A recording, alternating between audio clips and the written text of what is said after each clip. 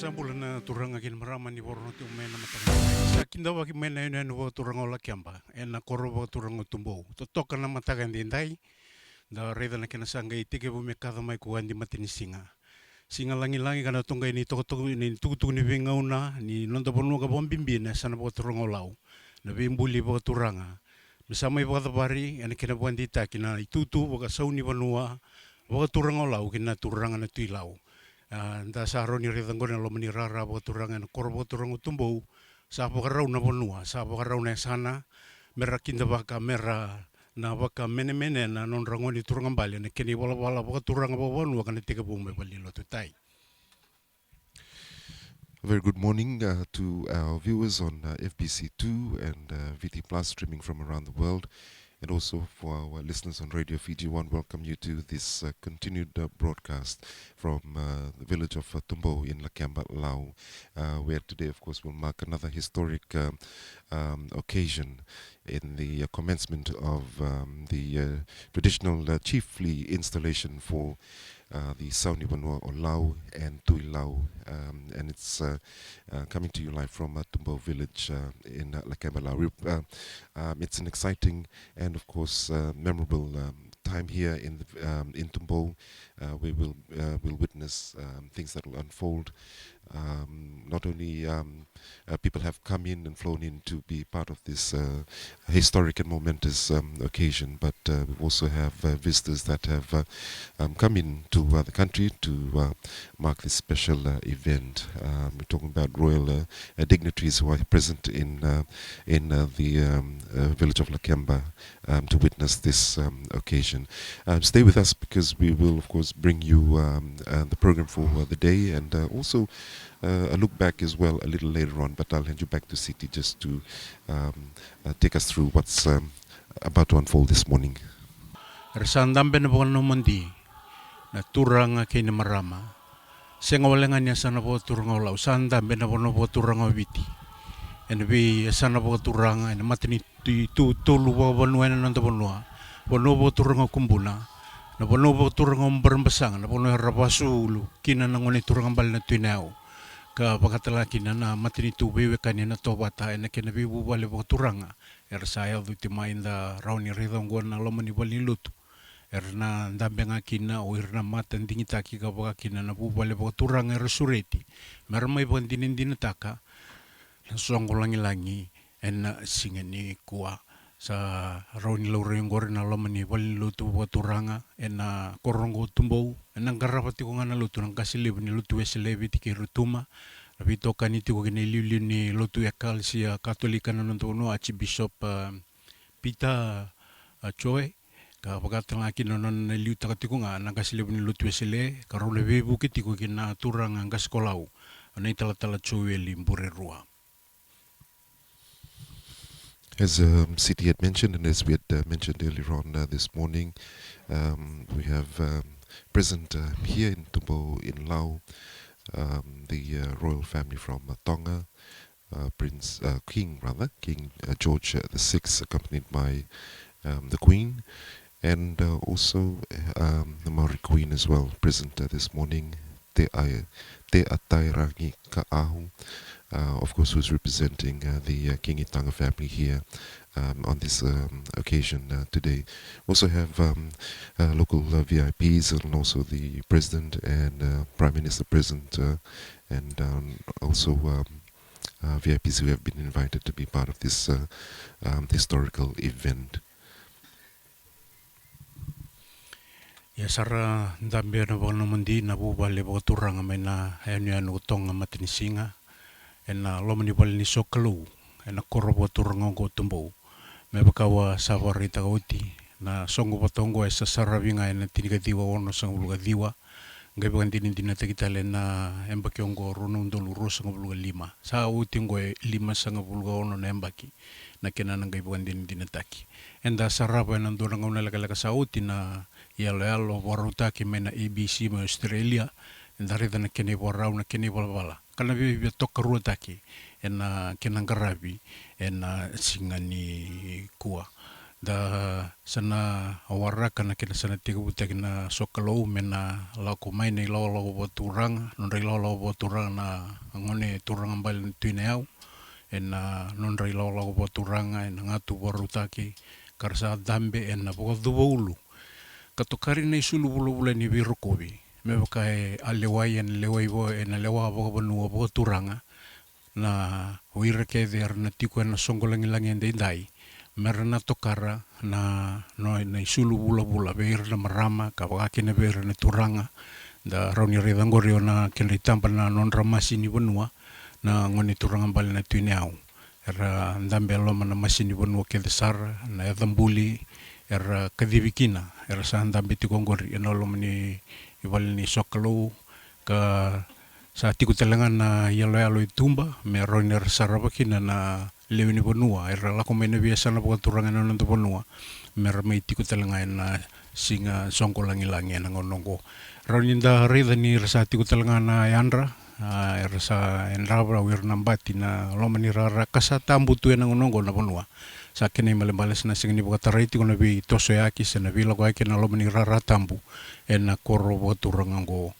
o Tubou daroni rida tingore na loma ni walni lotu na bibu wale buat turanga sa ti ngor na ngoni turanga bal na Tui Maduata na teuke na ngoni turanga bal na Tui Maduata ena lomani i volni lutu teuke mbola tangani iyo sa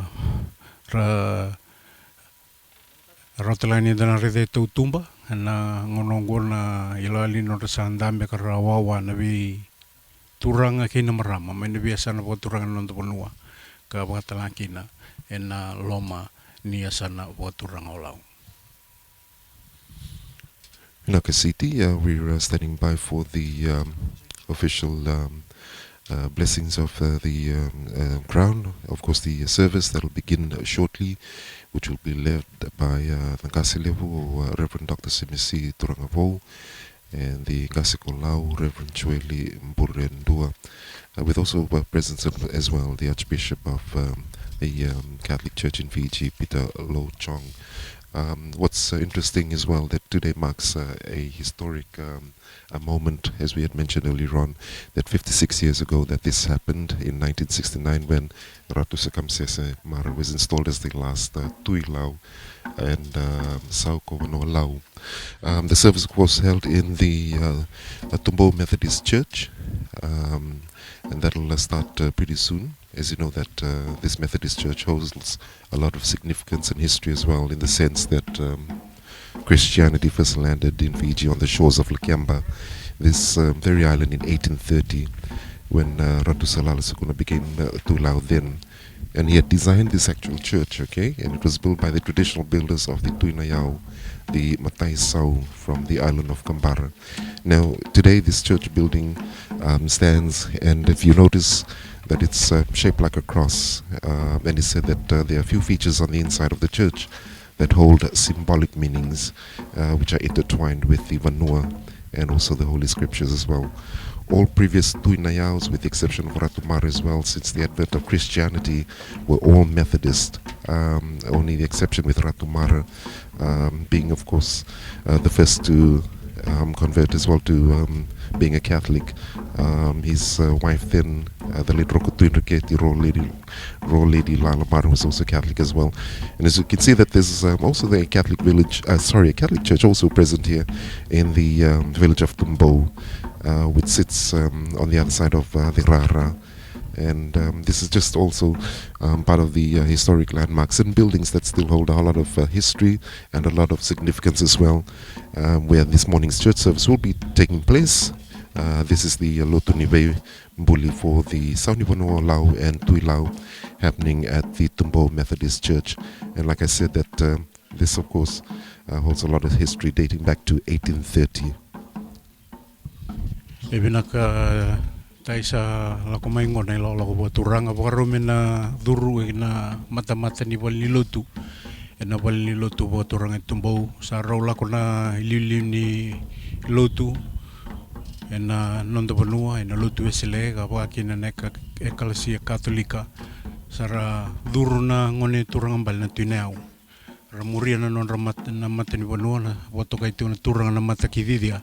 Rato sa durungo na walni lotu na walni sokalo. Menda na pakan dina taki na kena wakatambui na isala singa. Ena loma ni walni sokalo. Kandana ngai muriti na kena porokaramu ena mata kan dindai. Rasaan dambe na masini Vanua, randambe na matan dingi take mena we matini tu dingi take na nonda Vanua, kapagaki na value take na nonda matini tu, wir na minista karati korau na matakan dindai. Ka saporau ndapakan din taka nda rongo eniongo na lotu boturanga. Ena wali lotu na korbo torongo Tubou. Na ina no Lakeba na sana torangola.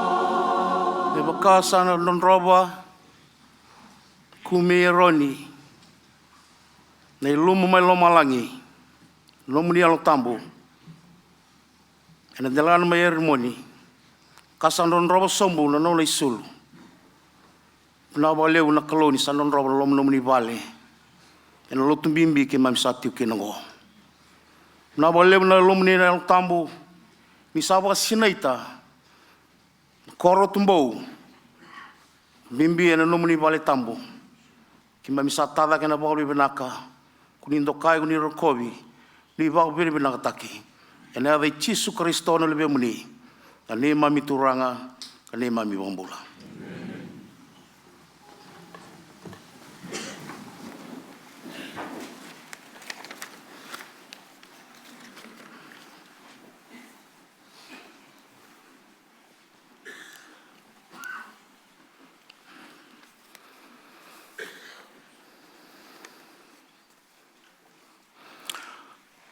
Au sa tada ke ve ke muni o ke muni sa ti ko mai lo malangi rai da me baka sarai mai na mata ni turanga na mata ni tamata wana nona turanga ke na mata ni vanda ki wana nona marama sarai baka kilo na mata ki mami ki ve ke muni chova na ne mami kalo Au sabata tamu sa tiko. E nanonda lea wiruwiri i wale lebu. Na butoka, wani rewa, ngon turanga na Tui Nayau. Ngon turanga sa uni wano lau, ngon turanga bale na Tui Lau. Kau sa watatamu sa talchunga, ina maten tu Vanua e tolu, e nonda Vanua viti.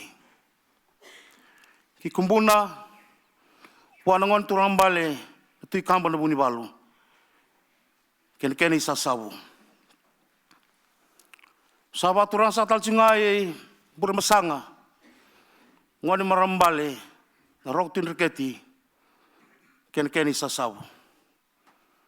Waturang sa talchunga, namaten tubeu kani na tobata, kene sa sabu. Kau sa lea bikin da bagi chiko,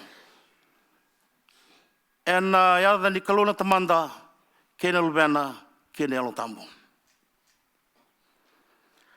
Kau sabi kinta bagi sa tingo en nonda Vanua waturanga viti, waturanga presiden di nonda Vanua. Waturanga bale, lalang besi, waturanga bale na Tui Kau. Kena maten tu, len boseado,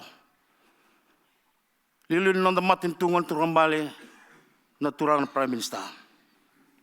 Kera len boseado, nonda maten tu. Kaya kemini sara na ibalisles pa maten tu, kena veli utaki, ni sakin da bagtal chunga, en matakbinakan dindai.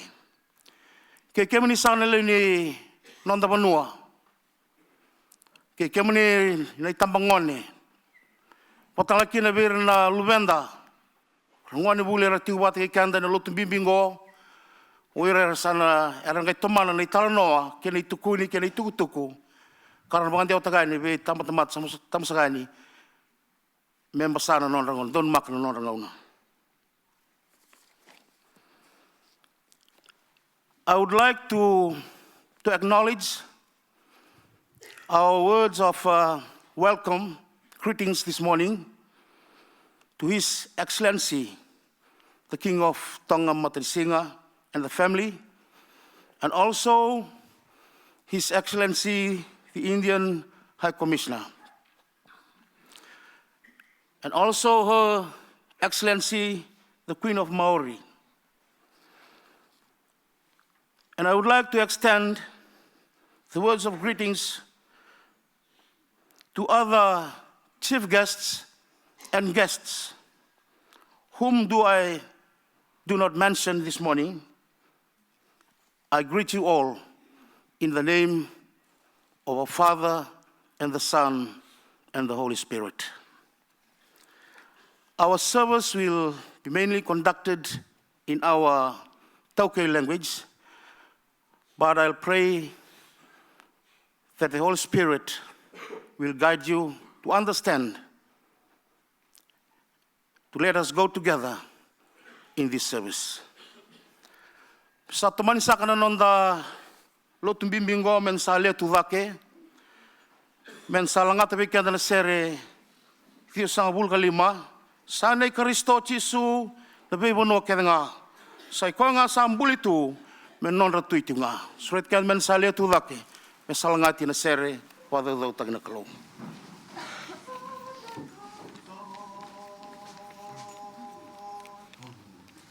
Sambuli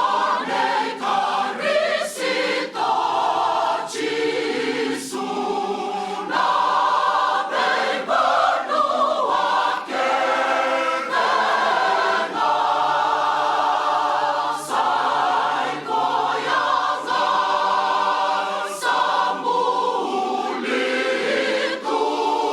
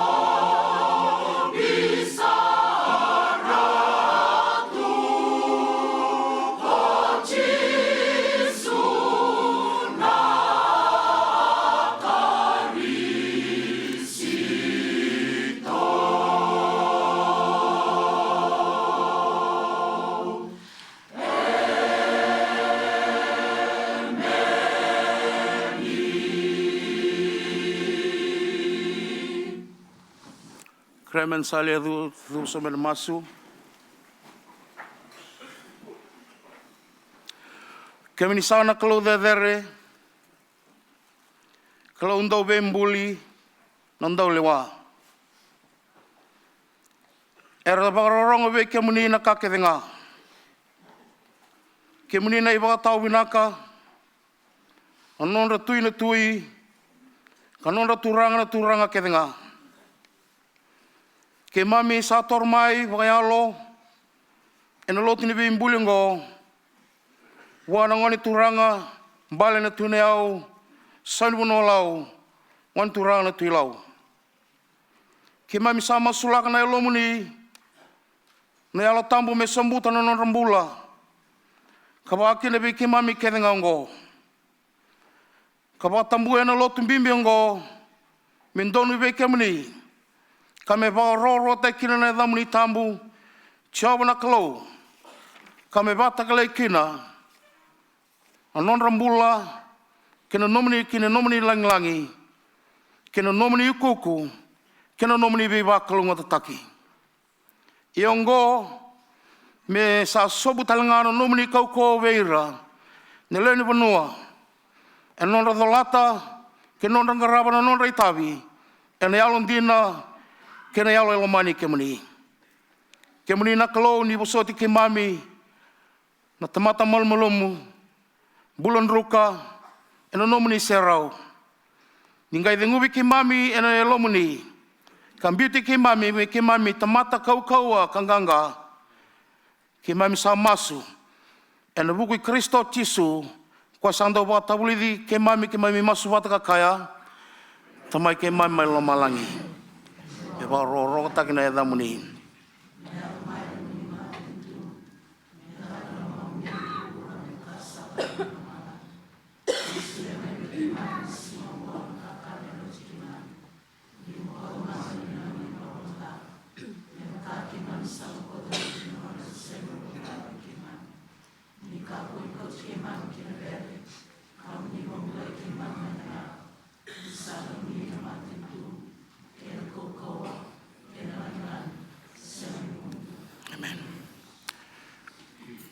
Kaya meuna pamatatak sanga pidina kani berninga langai tinonta serin tadake.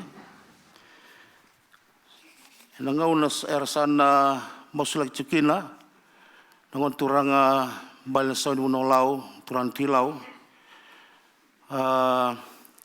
Sana waitai tungakina, na ngasilewu, archbishop, watkina ngasikolau, begitu sana mai tambakira en single bendai kemduna boni tokani tala na bununga nduna tukina kira menduna labeta dengan lingam du matau sai wata kil kai warai taki num do bata num sa tokona na daga bimbi na boy durin single bendai usatang lakina nangong sakau sa sulit kemuni sa tuna lena beo kani kirauni na tuvake bedan tugidake muni nangai labeta wata na linga muni matau enangong na sana dau tikina bi moslaki saken balmbal sa wata kila nonda sule wata na bi baklunga taki kena kau kena ganga kenonda sa tokona na tata bimbi na singai bi kemuni talanga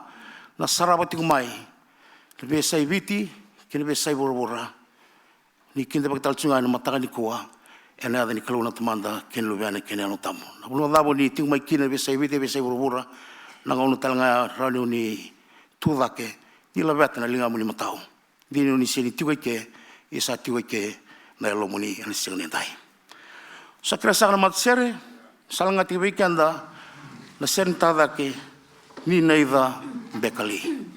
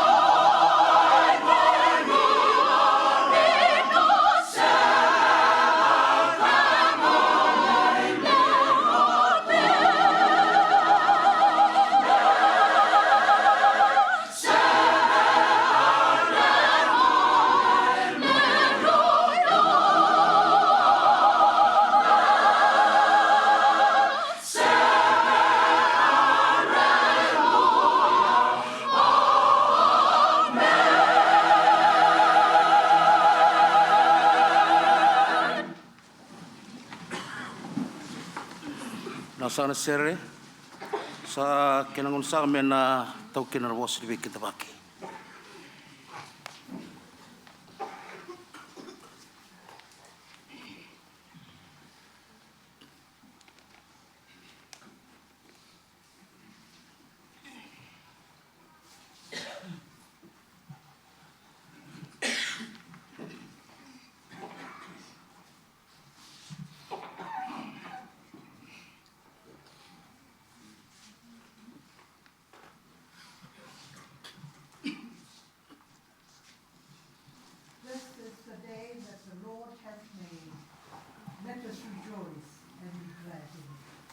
From the book of Psalms, 118, verse 24. Your Majesty, members of the Royal Household, Royal Highness, Princess Tevita Kapaiwai, Your Royal Highness, Princess Ratu Tevita Kapaiwai, and the Maori Queen, Ngāwai Lutunauga Uluilakeba. The Prime Minister of the President Government, the Chief Justice of Fiji, Honourable Salvatore, the Deputy Prime Ministers, Honourable Members of Cabinet, Members of Parliament, Leader of the Opposition, Opposition Members, Your Excellencies, Members of the Diplomatic Corps, Heads of the Military Forces, Commander of the Royal Military Forces, Commander of the Commissioner of Police, the Commissioner of the Correctional Services, CEOs of state institutions and statutory bodies, Chairman of the Great Council of Chiefs, heads of the different churches in Fiji, members of the press.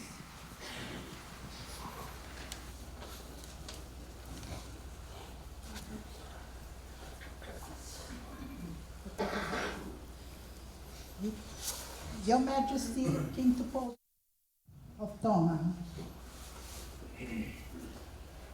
90 years ago, in October of 1935, Tubou celebrated the 100th anniversary of the arrival of the Methodist Church missionaries here in Tubou on Lakeba, bringing in the first religious groups into the country. Her Majesty, the late Queen Charlotte of Tonga, your late grandmother, was present here. Over the years, many members of your royal family from Tonga and the hierarchy have visited Tubou, Lakeba, and other parts of Laos. Your presence here today is gratefully respected and honored, for it reinforces the strong ties between Tonga's royal family and Watuangalebu in Tubou. The Maori Queen, your family's link to Ratu Mara and the royal family of Fiji here in Tubou is also indicative of the close tie between the two families. You're most welcome indeed amongst us this morning. Distinguished guests, ladies and gentlemen, on behalf of Ratu Tevita Lutunauga Uluilakeba Mara, the Turangambale na Tui Nayau, I have the great honor, the privilege, and joy to welcome you all to Lakeba this morning. We are gathered for a special church service here at Tubou Methodist Church to honor the bestowal of the two revered titles upon the Turangambale na Tui Nayau. This is not only a cultural milestone, but a deeply spiritual moment, a sacred blessing where he'll reaffirm his faith and promises to God to serve his people of Laos faithfully, trusting in God's guidance and grace as he accepts this high calling. 2 days ago, he was formally installed as Tui Nayau, the Turangambale na Tui Nayau, the paramount chief of Laos. Today, the Sauni Vanua Kalau and Tui Nayau titles will be ceremonially conferred upon him by his people of Lau, beginning with a church service and to be followed later by a traditional Tutu Vanua to be performed by his Masini Vanua of Lau.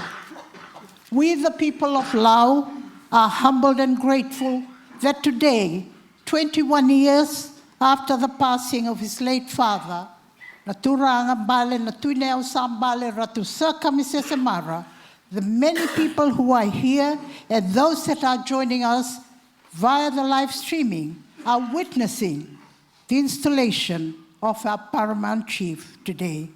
With open hearts and joy, we welcome you warmly to Tubou and Lakeba to witness this sacred and uniquely Lauan traditional ceremony. We hope you'll enjoy your stay, brief though it may, here in Tubou on the island of Lakeba and take back a meaningful and enduring memories of this significant occasion. I will now speak in the vernacular to address this welcome ceremony. Na vosa pagaviti, se vosa pagaitau kei, au na ulikatale na vosa usatau da tau manda, o ngona singa sa lesia kochiopa, and na reki kamarokina, mai na vola ni same, wasi endonan rautin kawalu, wasi rosa nga vulkaba. E na bakundra na tulang bal na Tui Nayau, anong itabin do kai, me uwikin da baki, wiki mani andundua na sati korana, lotu bimbi, ni veitambaki ongo. Au kinda baki kemani ke sara, na maten tu baka turanga, baka Vanua. Ikumbuna, wana ngon turang bal na Tui Kamba na Budivalu, kimbura basanga, wana ngon maramang bal na roti indiketi, na bui ni ba e vas, e va, na maten tu bea kani na tobata, kilalang besi, wana turanga na Tui Vakau na prestendi ni nonda Vanua, kitau matalebu wana turanga na Tui Madawata, na kauni tambua wana turanga Tui Mbua. Kena beindela ni abu, waka turanga keve, waka Vanua koniti ko talanga e na mataka pinakanikua, na turanga ngarnipalu, na turanga na kalebu, na turanga na ngone sau, na turanga na Tui Lebuka, ke na turanga takalengau. Ke mamikinda ba kikemuni sara, no muni ada mai baka lelebu, e na mataka indai. Teka mantago. Ni bula pinaka, ni mata pinaka mai. Kung sa kinda ba kitalanga na turanga na iliu-liu ni nonda matentu au kilani siganitiko na nonda turanga Prime Minister Yeretikongo na leo ni Mbosilawa, na leo ni Palimendi, na leo ni Tony Beisanga, kay kimni na iliu-liu ni Beitambana ba matentu au sada buto tenya na bosa ba babalay. Kay mami maraw taka na leo ni Vanua Kalau na nom ni yada mai ba leo lebu. Na turanga na marama kay kimni na daurabo ngone leo kay kimni na ngone. Kay na matabiyo kani kundi mbolemo ni sokota mai na wasa-wasa balabu bara-bara. So talaga may kimni kundi buka mai madawalala ni lakusar mai wakayawa. So ala ko may labi wasa Pasifika. Vea sa ibiti ni lako talaga mai babalay. Kaya may maraw bakalebo na muniyado binakamay Tubou e na mataka binakanikua kaya na singambimbi ni loto ni Beitambaki. E reki kamaraw bakalebo na Vanua Kalau. Ni samay o ti rosa nga bulkan doon na embaki. Ni nonra may mbale na turang mbale na Tui Nayau sa mbale. Ratu Tevita kasangka may bakatawan ni tali ni kuwa na itutu ni Beliutaki bakaturanga e walelebu. E nanom ni Beito Kone na itabing bimbi e nanonra may bakatikorikina na ngon turang mbale na Tui Nayau. Sama tali akina wiki mami na leo ni Vanua Kalau na bosa din daw ni Same o ngona singa sa lesia kochoba and the nareki kamaraw kina. Ni manitiko na ngoni turanga, ngoni maramambale, ke kemini keda ko nitiko na matakanikua, au tuda ke me utauda indua na bosa ni weki na baki weki mani andundua. Saba kasa kaya na kena libu. Nakapakalipo.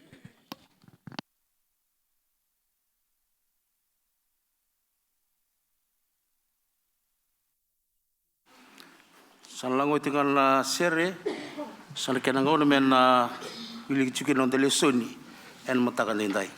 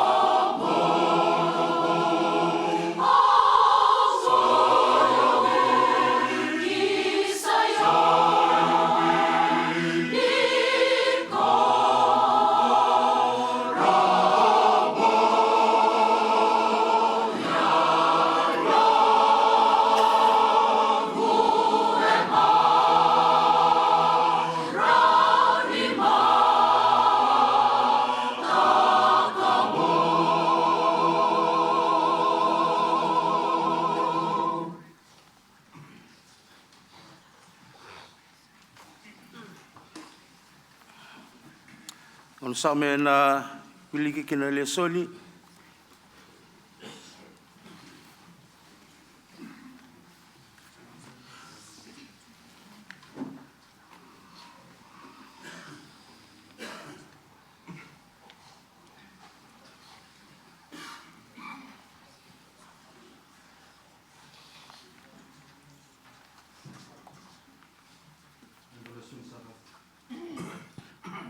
Nandulason saka sa ator sa kamay na Joshua, nawasi saka indua, tikin na nga 5, natapos sa wilud saka na tikin na idiwa. Wakot sangko na kinarorongo, na singa indua, na borati ko rawa, na bay singa kita nga ko ng bulakina. Au na tiga batike ko, may baka kawa tiga batike Moses. Au na siya wala tiki ko, sembiti ko. Mo kau akanganga, ni ko na bota, peir na tamata kita nga, na Vanua ko ang bumbulikina, kibeira, non rakasi, me usulia beira. Mo kau akanganga saranga, mo baka bota mo Lakeba, me baka na baka roa kita nga, sa baka roa tabe ko Moses. Nanangoy tala-tala. Mo kakua ni ngole kini matau, se kini mawi, mo tamateado, ena sana kedanga, kola ko kina. Ai bola ni bonongo, me kakua ni ali ena ngusum. Ia mo baka nanuma kina, ena beisinga kina bongi, mo baka bauta kina, mo Lakeba, me baka na kakedanga, sa bola kina. Kona ngai kalungata na namai balabala, ia kona ngai tamateado. Au sa sengali ni bakaroti ko kina mo kau kanganga mo kau ni rere se alu lailai ni sa tiga batike ko coba nano mo kalau na besa na kedanga ko sa la ko kina mena dengu ba bosa ba kalunga taka nona bosa sa tamai ronga da sagar mata ka benani ko.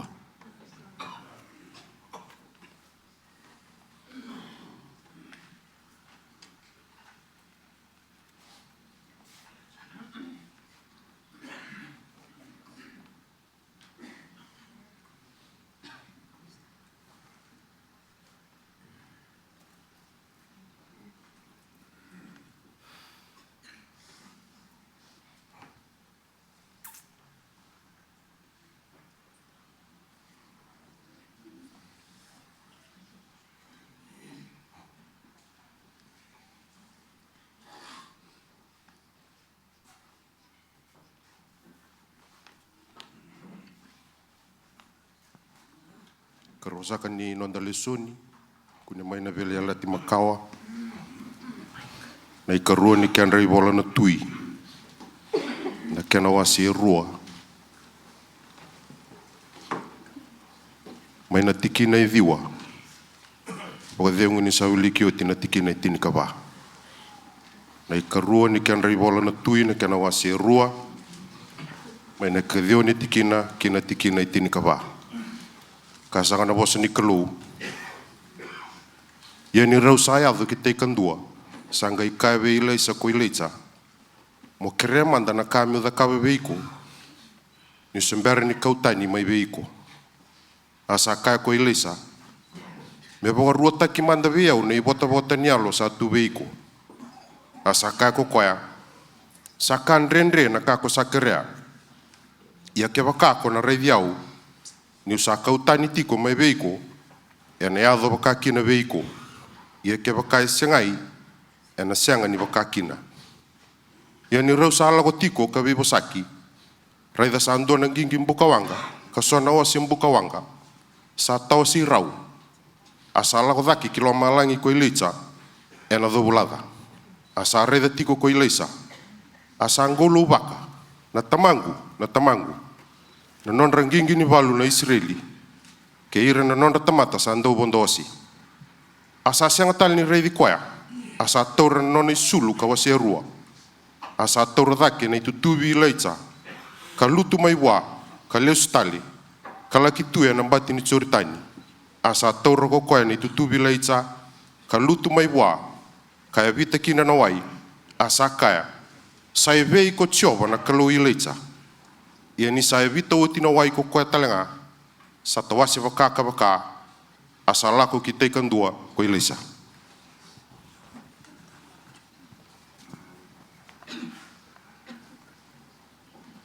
Our third scripture reading this morning will be taken from the Old Testament. The book of 2 Kings chapter 2 verse 9 to 14. I will be reading from the New International Version. The Bible reads, when they had crossed, Elijah said to Elijah, tell me, what can I do for you before I am taken from you? Let me inherit a double portion of your spirit. Elijah replied, you have asked a difficult thing. Elijah said, yet if you see me when I am taken from you, it will be yours, otherwise not. As they were walking along and talking together, suddenly a chariot of fire and horses of fire appeared and separated the two of them. And Elijah went up to heaven in a whirlwind. Elijah saw this and cried out, my father, the chariots and horsemen of Israel. And Elijah saw him no more. Then he took hold of his own clothes and tore them apart. He picked up the cloak that had fallen from Elijah and went back and stood on the bank of the Jordan. Then he took the cloak that had fallen from him and struck the water with it.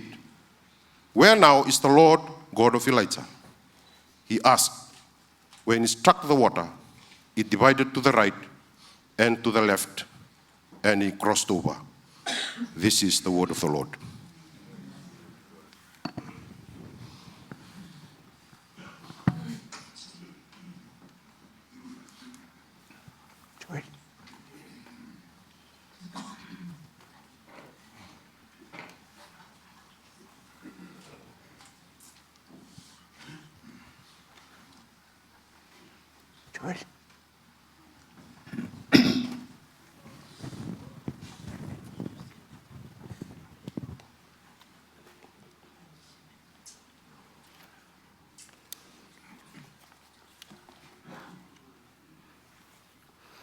Our third Bible reading is taken from the Old Testament, Psalms 23.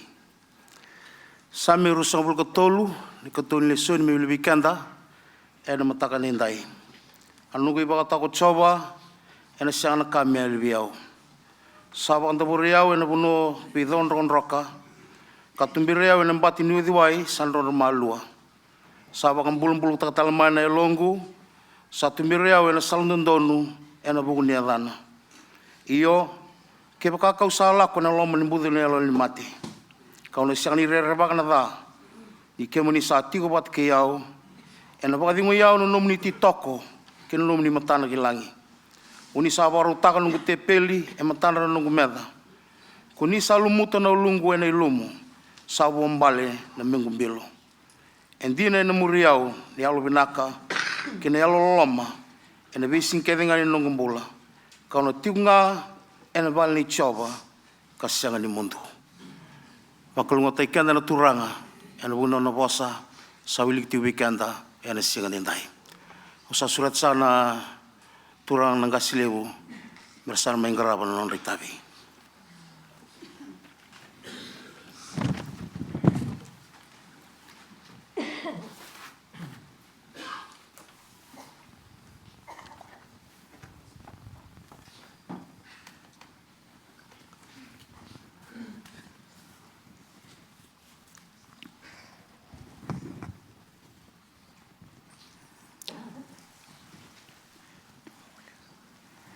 Ene ada ni kalauna tamanda.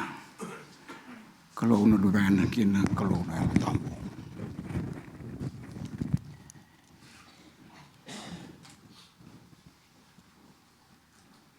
Kia muni na wewekani lomani. Enta sa warongo men sa mbuli Ratu Tevita Lutunauga Kapaiwai Uluilakeba mara. Merasau ni Vanua lau. Tui lau. Ne ada ni kolo der sara. E ne lotu wakaristo e meni. Rasa sureti na turanga. Rasa rauni tumaki.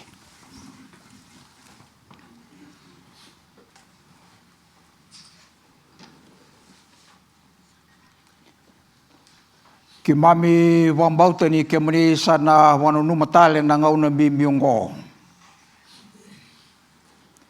E nei tutu sulia vi ke mani na nonda kalau muni the better.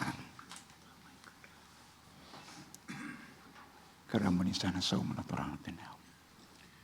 Ona kitaka wakakina, nisa wakakina, nisa bukeau kina na kalau. Inandau ngarawa na veitumberi. Veva hulidi. E na salang dondonu ka sapsapa. Ona kitaka wakakina, nisa wakakina, nisa bukeau kina na kalau.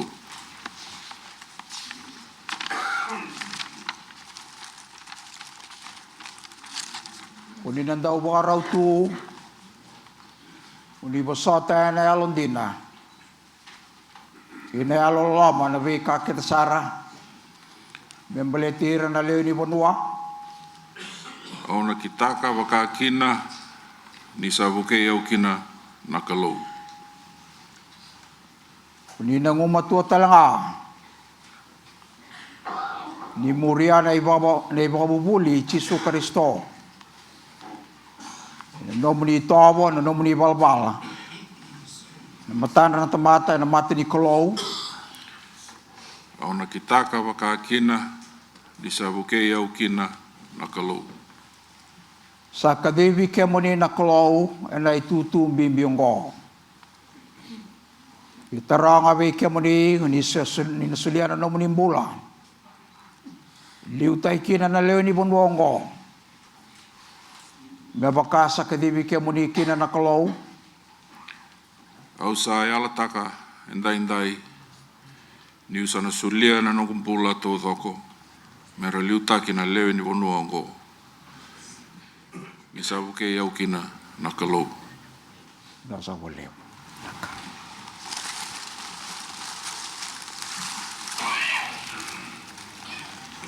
Ke moni na lewe ni Vanua lomani.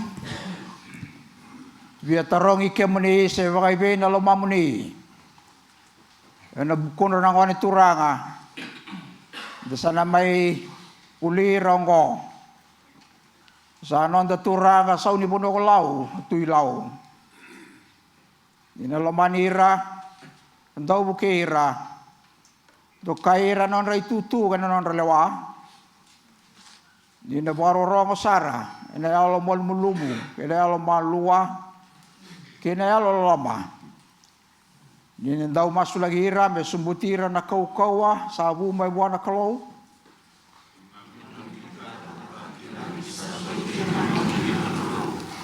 Nasa waleo.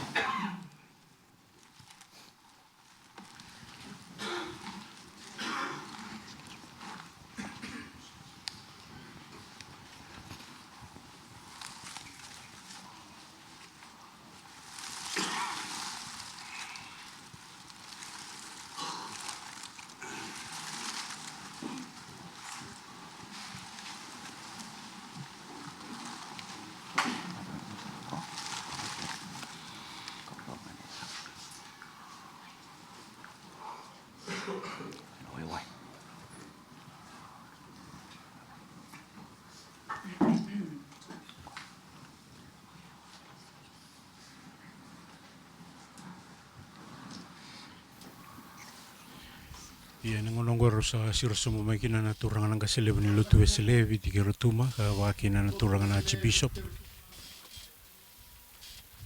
Sa tekindura na bukunra na yabuso Lakeba. Sa nabora usulia yani ay sala singa ni buno Lakeba. Mera bauru kina buira kana tamata. Kamera na maroi na belo mai. Bangi lansa. Ora le ngauna. Sau tu ko Lakeba. Ni kuwa kan besi ni mata.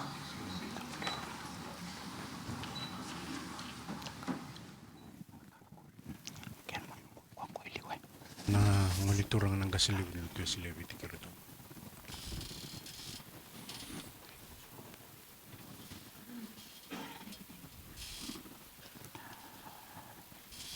Nayada ni kalau na tamanta. Kalau na lubana, kena kalau na alotampo. Sa watamui kina na waiwai, kena salasinga. Na bayang itaki na bimbuli na matakan dendai. Era sana mbuli kina na turangan na tui lau, era sau ni Vanua lau. Ke mami sabat mbora ki ke muni na kalau. Na waiwai ke na salasinga na matakan dendai. Nandara maki na isala ki na ulunra. Naturangan na sau ni Vanua lau, naturangan na tui lau. Na bayang atagi na ilumu na waiwai sa lumuti kinon rambula kasoli kina na lomuni na kalau. Na adai chisu na ne mami turanga ka ne mami bombula. Amen.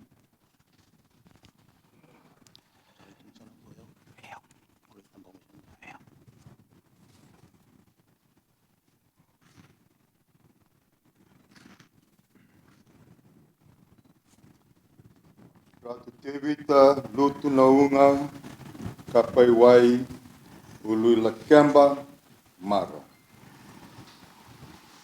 Mesa sumbuti ko na velumuti ni nonda klo. Ko tama ke koena lubena ke koena alatam. Amen.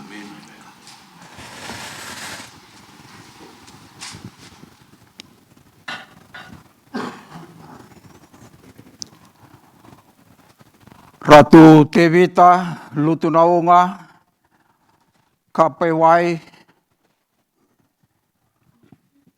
Uluilakeba Mara. Indai sa nandaramay kina na isala waturanga. Ni sana lumuti kina na matangan dendai. Ni sana turang bale. Ni Vanua baka turang lau. Kasau ni Vanua lau.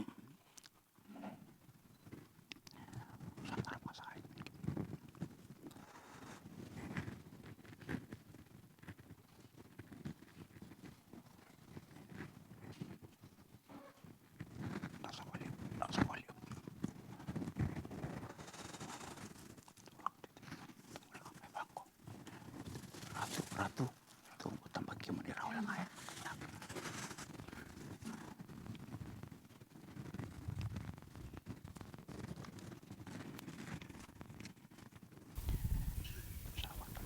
Romer na po tambui nangoniturang ang balang Tui Nayau. Ratu Tevita Lutunauga Kapaiwai Uluilakeba Mara. Sangay lumuti ke muni andendai enayada ni kalau na tamanda. Kalau na lubana kena kalau na alotambo. Ni sa sau ni Vanua lau, turangan na tui lau. Endai-endai ke nangau na memuri. Me wakalonga te ke muni ko choba. Kamaru ke muni ko choba. Me warai di ke muni na mati choba. Kasulia sa kabi ke muni na nono bodengu. Amen. Amen.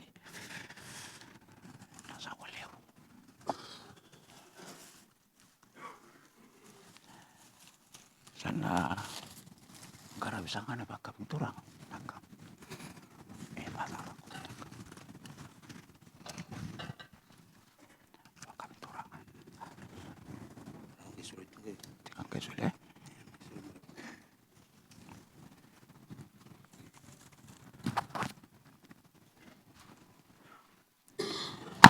Yang ni naman ni turang o Jesu Kristo sa ando winabukum ni taura kaniya. Iwakas ang takam.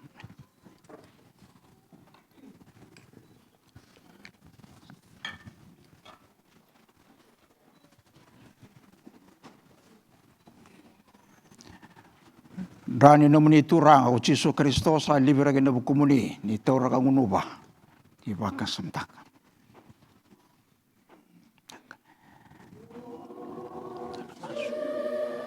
the masu,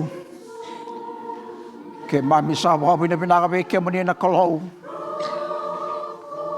na matay ni kanakana era sa wakani kina na turang bale na tuilau era sa ni Vanua lau. Sa duru na ngomuni gina nomunin ra, era sa na wakau te ikina, ay tabing bimbigan to kai, ni sabi mulikin na kalau.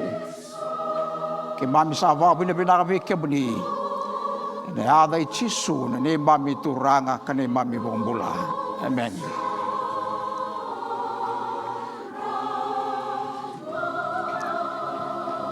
Di tau rasakan na ibol tambu. Ano mo ni indus-indusi. Kambasi ni laulako. Ni sa lumuti kinendenday. Muni sa turang bali ni Bonogolau. Sa ni Bonogolau. And ayado ni Kaluna Tamanda. Kena lubana. Kena lutambu. Amen. Asa boleh. Langsung.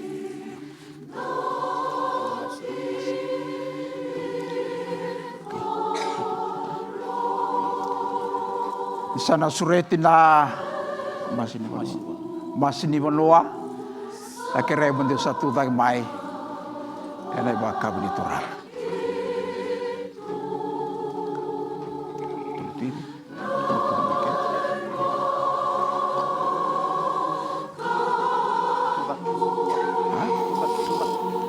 Nangong guerra sa kami makinan na masini puno botur ng kulau.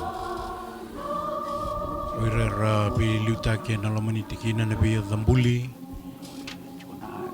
Guerra mainduri na dakundra na ngoni turang ambal na Tui Nayau. Mer na watapata na ibu kaya kabini turanga. Kaya kaya rabing garabiti kina ng kasili bani lutu kasili biti kiritu. Na mas ni Vanua na tinikatulon na iniano kawakin na biya dambuli ene enu waturanga otumo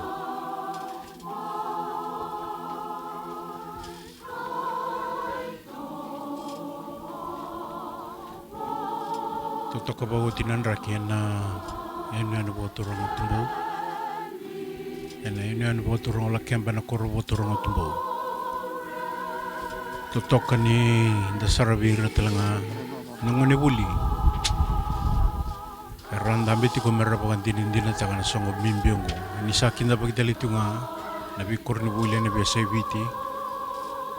Ni sar ti mai ke kimani na borong ti na wales. Sanga ni ngule da bikina. Wi kimani na sar ti ko mai babalangi.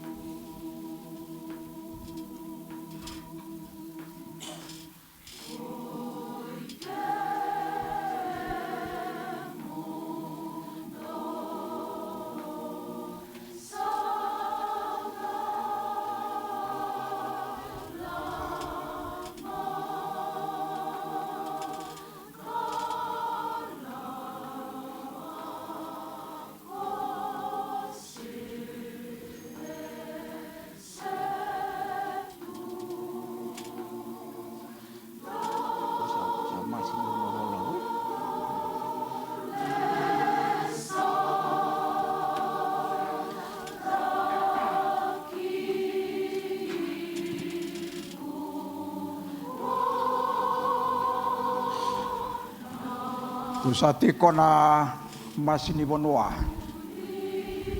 Sa masih ni Vanua lau. Tolo na taro warau taki me utaro nga be kimdo. Ena singalewan din dai.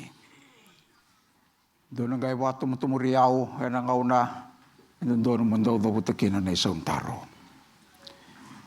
Ko saban din natin ni sabu may buwan na kalaw nanumutawra na itutugan na itabiyong kaya baka kinan do wato mutumuriyaw au saban din nata kabang bauta. Di sa baka kina. Do warorong na alundina. Bi kwaya iran nomoni liulu Vanua.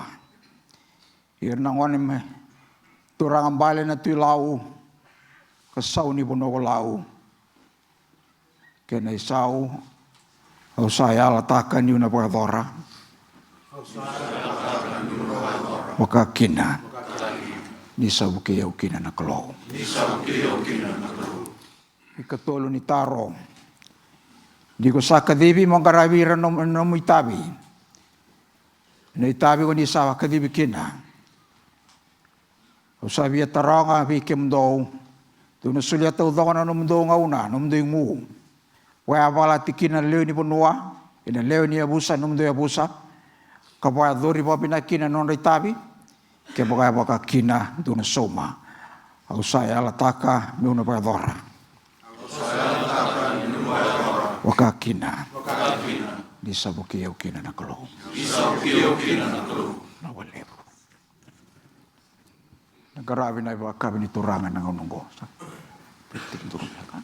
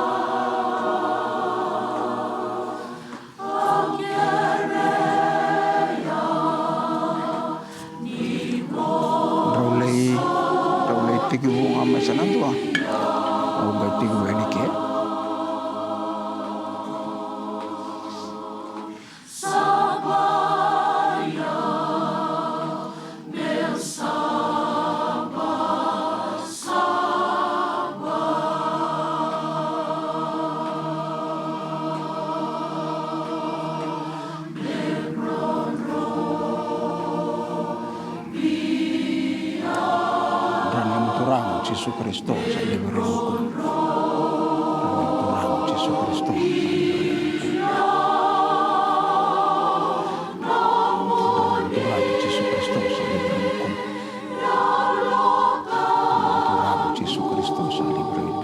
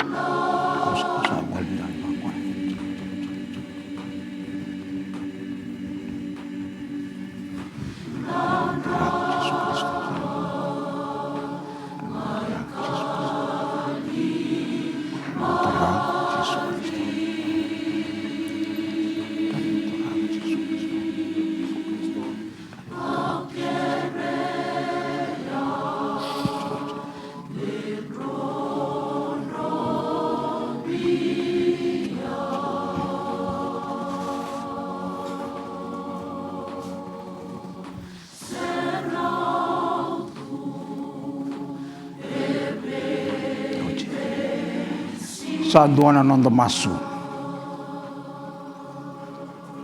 Rasa boy bota-bota mas tamu ni Vanua kelawan apa kami ni Turanga na matakan dindahi.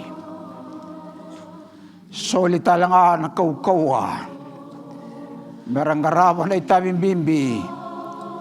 Enandala ni Vanua Turanga. Sa ikemuni na kalaw na itauki ni Vanuongo. Ki mami sa watu sa na kena barau takin ay kana-kana ngo ay matay ni kana-kana di sabay bota kunibi wasiki na nakalo misa masulangan ay tabing bimbi sa katibikina mera saya londina katuban dono na nomini serau nakalo mera garaban ay tabing bimbi ngo Waroro tagin dudukin na nadamli. Ini ada icisu na ne mami Turanga kane mami bumbula. Imani. Iya. Sa kerena Turanga sa roni tudake. Sa ngolean. Jango me langetan beli berkat dari kita. Salngat na alulakon. Oke. Sa ngasang kasi mo naka. Naka. Naka.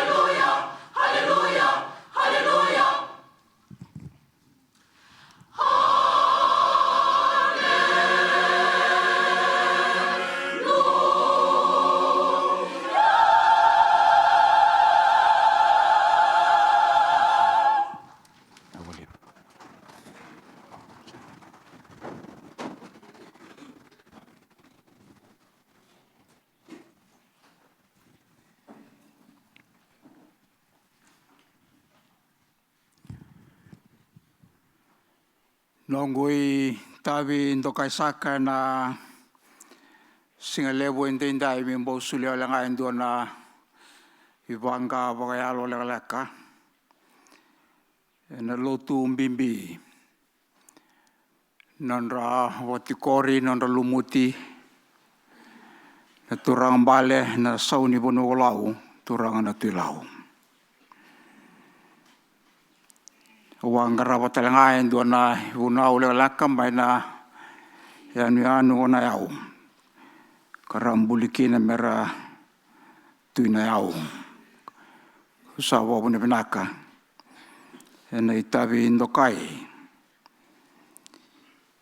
kandunu makana ngonongo ena kena tini singa ndendai desa masu. We acknowledge your presence, the Almighty One, the creator and sustainer of all. We thank you for this special occasion, for the installation of the High Chief of Lau,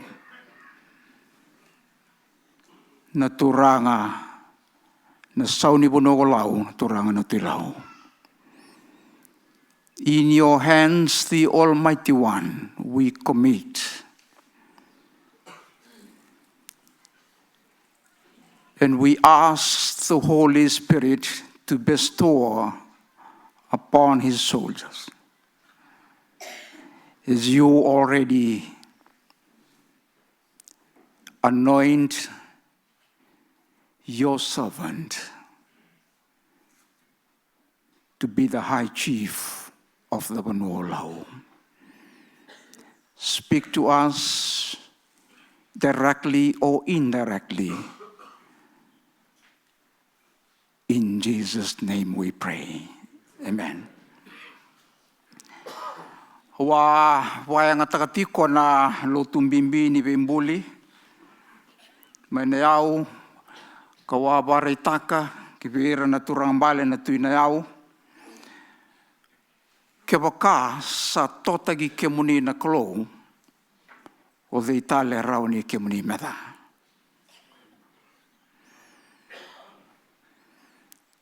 Keba sa lumuti kemuni na klo, mebakania sa lumuti kemuni, karau lumuti kemuni na klo, o the itale enandundo. Mena bisang sangka watigi kemuni.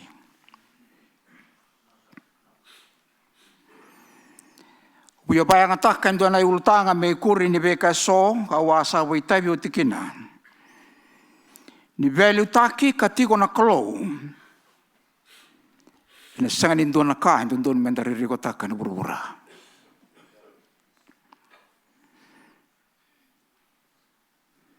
There is nothing to fear of or worry about if God the Almighty One is on our side. That is the affirmation for this morning, for this installation service. If God is in the helm of leadership, whether the Vanua leadership, or the government, or the state, or the Lotu, there's nothing to worry about.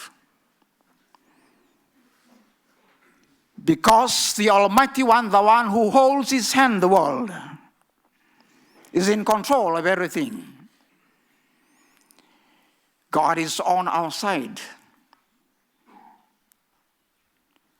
For you, sir, the turang bale, the Tui Nayau, Tui Lau, Saunu Vanua Lau, God has already anointed you.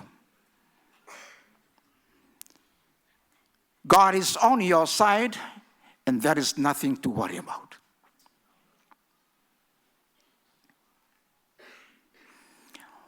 Odei ena tubandundono ena matini klo. Who will stand upright and face God himself, the Anointed One? Gai kaya na same rosong bulgabati kineba. O koea sa linga sabsaba. Kaya lo sabsaba. Koea sanga ni baya vangolea da kina lona kina kawalenga. Koea ena sanga ni bumbulu ibo kalasu. E tolu na kambimbi engan reba na daw ni same ke baga indua. E na via raida daki kandanga pa daki na kolo eni tabi lebo yang garaba na buru-burungko. Number one, if you want to stand upright and face God Himself, you must have a clean heart and clean hands.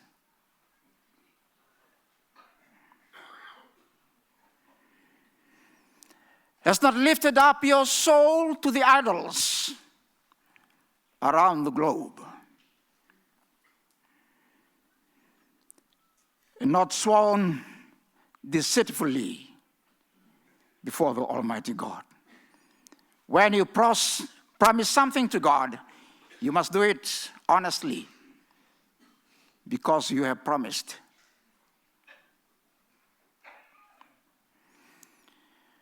Gaiba madal tatalanga bikin dan profita kebaka, and then nabi Allah wandon donu na mati ni kolo, and nasangan betan na isoro. If you want to stand up and firm yourself before God, there is no need to offer sacrifices.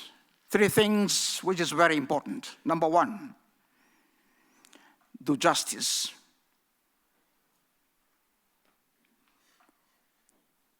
And number 2, show constant love or have mercy before God. And number 3, walk humbly when you are walking with God. And then die in the babi na pinaka. Una bay sulit talen doon ay tutugulalaka.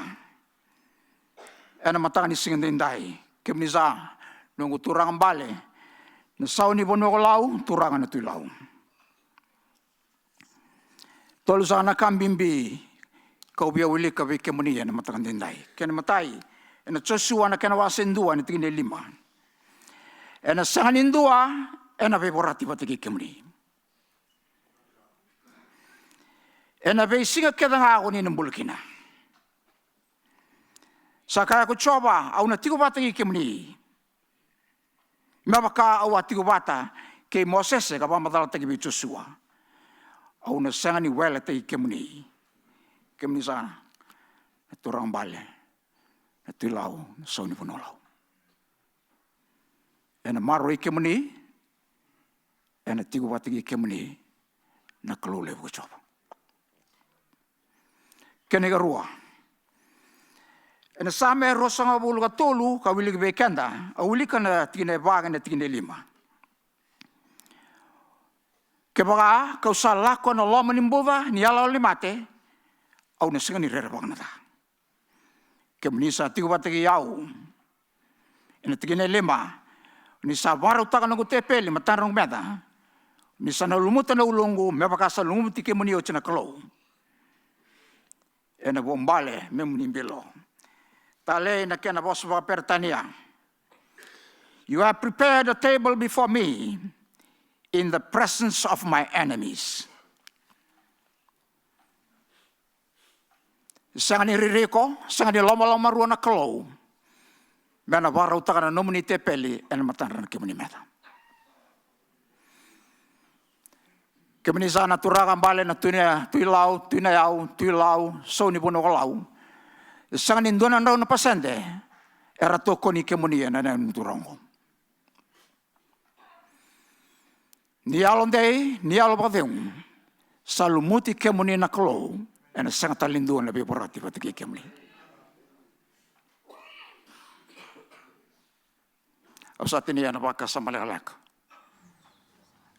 Ena singin lebon dindai. Ni karoni tui na kena wase rua na tigine diwa. Rausa mai vital tala na le rua ile sabat ke ile chia.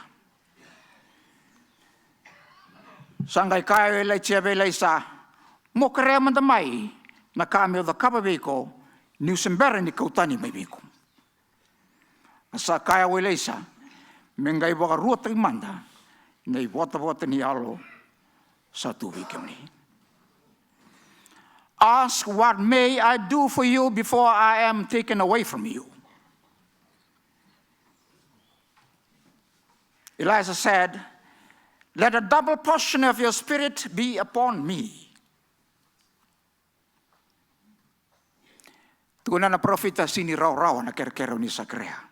Ke baka nga uni sa redia uni sa kauta ni mai bekemuni enang kay numni. Saraliu na numni tumuturang. Sa ikemuni sa kanay kawa ni turang bali na Tui Nayau tilau ke soni punolau. Rasa liu ni sa kautira na klo kati sa we kautinga na klo en non rangauna. Endai sa nomuni ngauna Ratu Tevita Lutunauga Kapaiwai Uluilakeba mar. Salumuti kemuni endai na klo muni turanga soni puno ba turang ulau.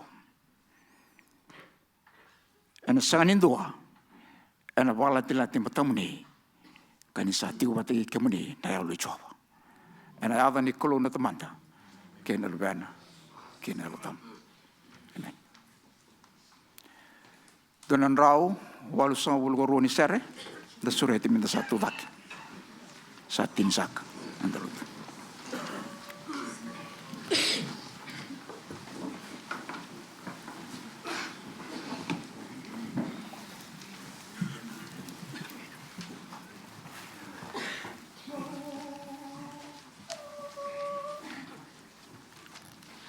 No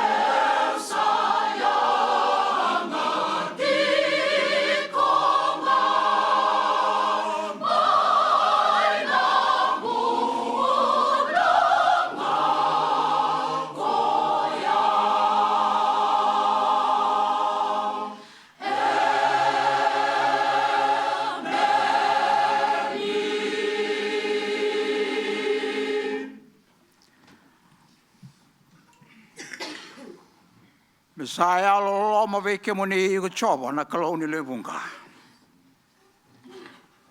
Me sa ti ko bata ke moni na lo na lo tambung. Me serau ni ke moni. Ko bandun donu ta na moni lo lako ena buru buliungo. Me sulia ve kanda na nona bodengu. Kena veli utagnya la na membula kina nandala ni bunongo. A nomuni lo loma lebu na kolou. Na lo loma i Jesu Kristo na lubemuni. Na baka dengu kena betumbere ni alomuni na lo tambu. Me sa nonra na turang bale na soni bunoko lau na tuilau. Kani mami kita sara me kaku serangan di mundu. Amen.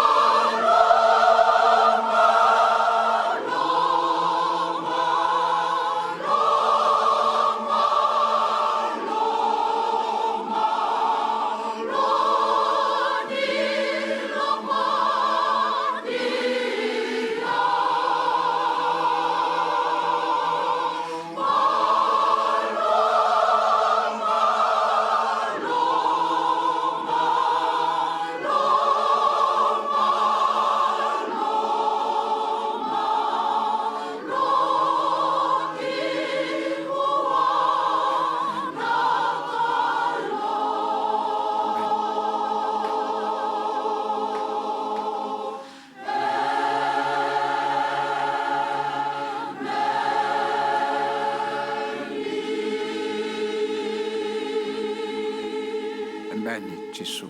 Amen.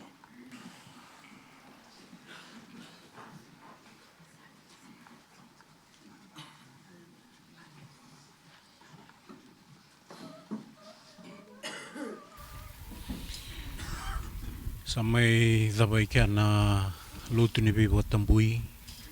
Kena tukari wa tambui ni salasinga. Kena wa tambui tiko wa lutu. Ngoni turang bal na Tui Nayau no soni buno wala na turang na tilau.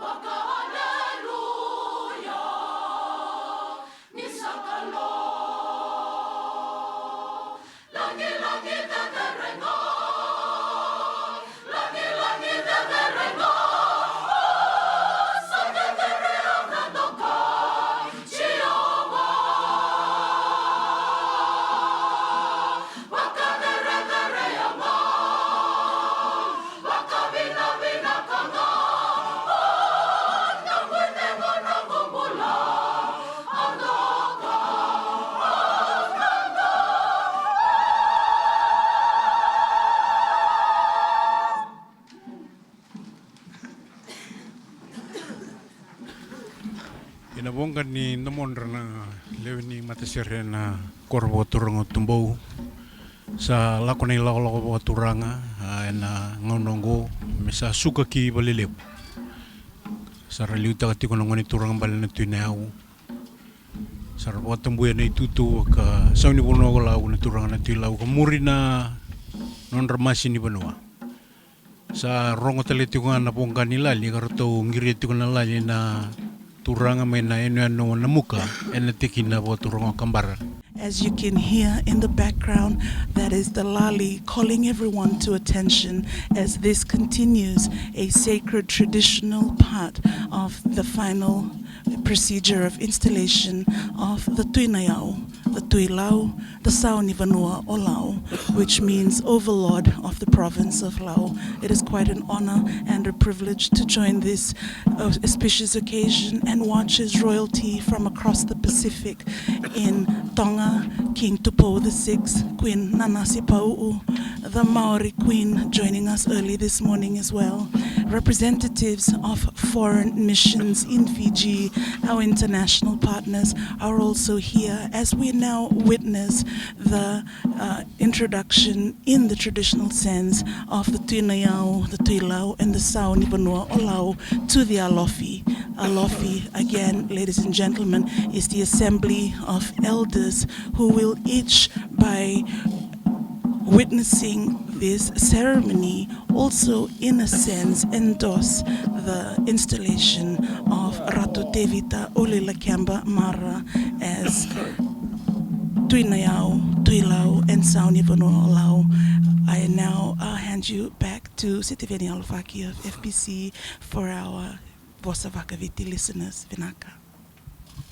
Ya, Vinaka lide sa ramai ndambe na wata warutaki na mbure boturanga kumbulolo to tarana e busalemaki na lomani rara tambu e Tubou ni sabu rongo na vingarabi boturanga wa Vanua e na lomani rara boturanga e Tubou ndambe na bono mundi na lewnia sana ke irna mata ndingitaki mata turanga na biasa ibiti ka wakatala kina o irna ngone buli rambo tikorawa kara tausanda ambe na masini bono bo turongo lau enda na ngai rongo de tiko nir na ngai kadivir tiko na ngone tu na turanga na tididia na non ramati ni Vanua na turanga na Tui Nayau.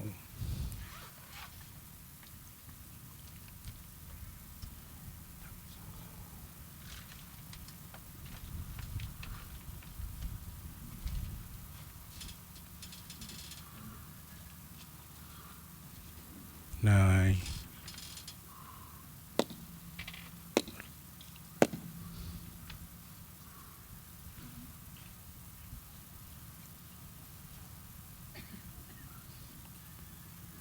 na vingarabi bo turanga bo bonongo era to bo ke tabiti kina na toka bo turanga na butoka toka talanga bo turanga e balilibu ena Insaledu sombe na masu. Ki mamita dake ki lomalangi. Sa takamaikina na ibura-bura ni bika kerenga. Nambula na sautu na bibaka lunga taki kina tiku binaka. Salon roba na loma ni rara wakaturanga. E na singale banindai. Ki mami sabang ole daki ibe ki mani tiawana ni mami kalou. Kena saubaki na tiku-tiku wakaturanga. Kena bingarai bo Vanua. Sabar romi ki mami na bakadara. Na bale na kalau ni sabo soji ke mami na Vanua sa dabuti kina na damuni koni sa tiko kina na bale no muni tiko singa ndai kina kau kina mbula koni na sulege ke mami ningai bakalunga tataka na bengarai ba munongo ki mami dabuta na masu ena da Yesu Kristo na lube muni na ne mami turanga kane mami bombula amen.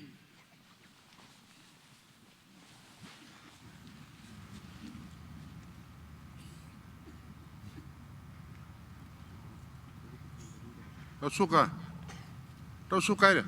Yangona ceremony being performed for the different titles that has been bestowed over Ratu Tevita Uluilakeba this morning. Right now, you are watching the loss in Yangona for the sound of Vanua na Tui Nayau being performed by Suliasi Sorvakatini. To the left, you will see as the Yangona ceremony is being shown, pouring water into the Yangona is Daniela Naulivo. Ladies and gentlemen, we're lucky to have been supported by the Vanua today in explaining to you the different people and the different parts of this ceremony, which is sacred to the people of Lao. Rosuaka. Rosa. Ro kautan doe wa se verto natura me basa sabataki.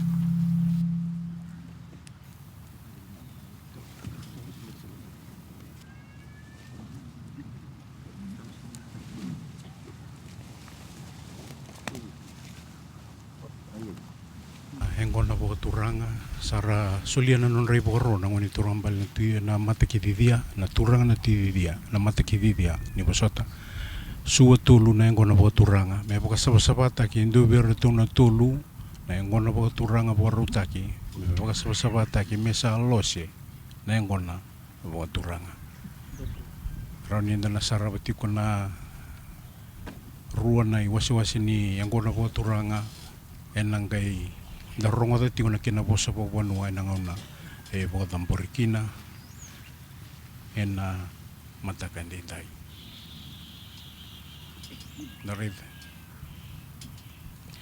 What you have just witnessed is that the Yangona Vaturanga, or the sacred Yangona, is being divided into three. At least one of them will be cleaned and prepared into the Yangona that will then be offered to the Tui Nayau, Sauni Vanua Lao, Tui Nayau.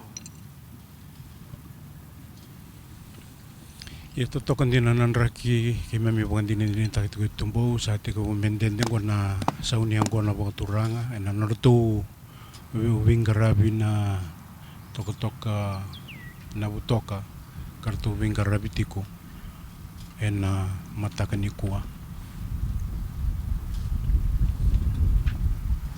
dari tiku ka dana sarab tiku na wingarabi bukan turanga bukan no esa sarabi sar ena tinika diwa ono sanga buluga diwa enda bukan dini tak itu ko ena matakan ikua Tu kina ngona ni bembuli wana sauni Vanua. Sa suliana nonei borona turang na matakididia ni umai ngudake me satuki na ngona bukan turanga merangkarabikina na ngoni turang bala na sauni Vanua. Da redetiko ena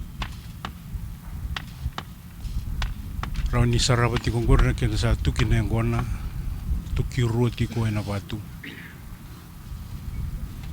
me sana gailose na men rengona me bukan ditaki na itutu ni sauni Vanua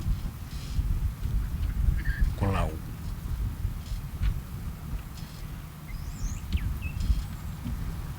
atau ngorian na ngona buat turanga kasa soba na ngona buat turanga sa borulos Lagi dia. ngona buat turanga Sama lumutu.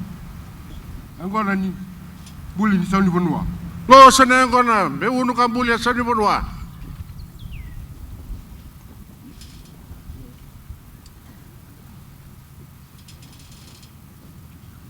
Dari ni sa borulos na ngona buat turanga oi tabitiko kino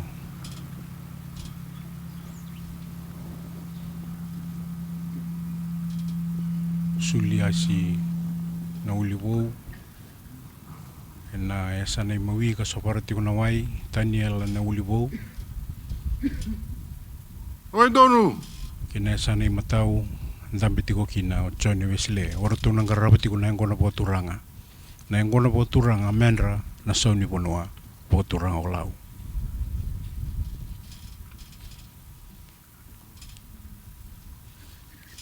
ia bikimani na ngone buli ni sar-sar ti umay na bese viti bombo tini na kani buli ni na reida na tuiangona po turanga ne sana po turongo lau e rua e rauna tuiangona.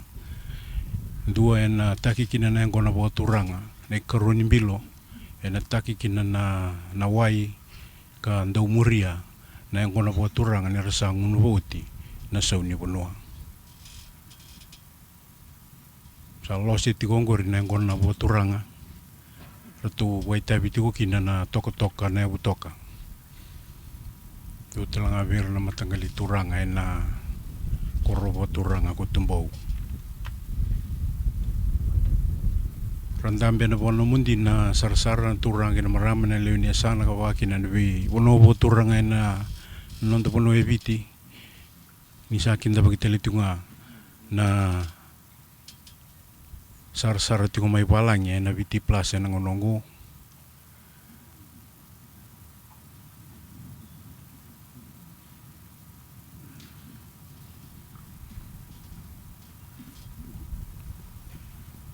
ngarabi tiko na ngonongo na kena losi na ngona wakaturanga na menre ngona na sauni Vanua kolau. Ladies and gentlemen, the mood here on Tubou is serene. Hundreds sit in pure white, almost symbolic of the events unfolding now. We will see the men perform the Yangona Vakaturanga in that tanoa is Yangona offered to the now Tui Nayau, Tui Lau, and Sauni Vanua Lau. Yesterday, we were told by the Archbishop Peter Lloyd Chung that as Ratu Tevita Mara drinks of that Yangona, he is taking in the Vanua, he is taking in the people, its challenges, hopes and dreams of the province of Lau. He is taking in the role of custodian and steward to the peoples of this province.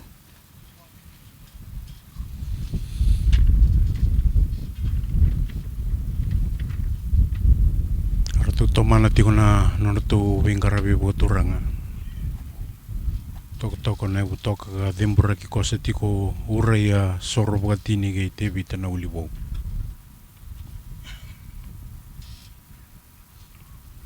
Era ndambe na te matau ki na te mawi na masi ni bonobo turongo lau. Ngo ira na iliu se ira na tuindi kita. Talo! E unu kamulia sauni Vanua.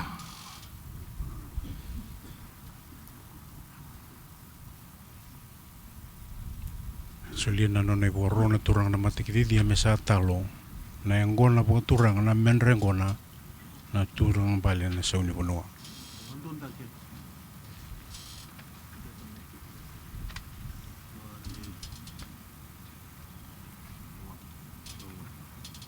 Rautu ngona suni andaro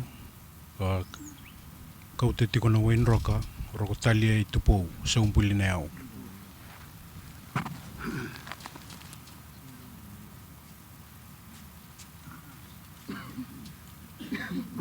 Ngona bilo ni ngona rabakan di takitu kina ngoni turang bali na Tui Nayau ni rasa sa uni Vanua wa turang lau.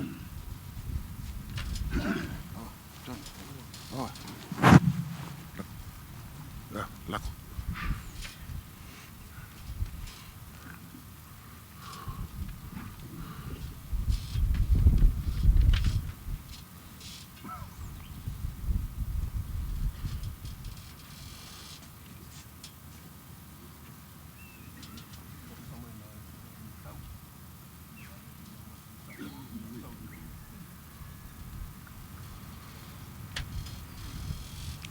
Lakimbu kina masih turanga ena tambandrai matau na masih ni sauni Vanua turanga kolau.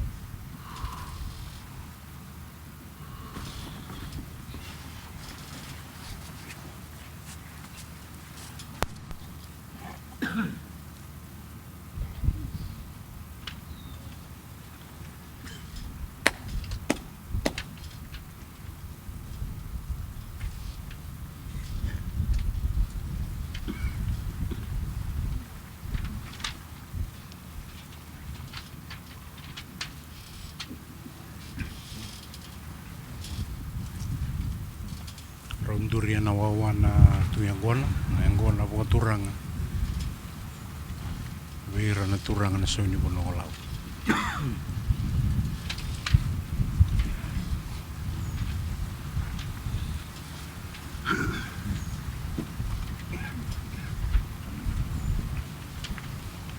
Buki na i karuan ni masiwi o turanga ila tambandra i maui naman i turanga bai. Nando doko sak na linga muni maui me buksak na masti ni sau. Peke manusa sau ni Vanua. Kel kemba ke lau to doko.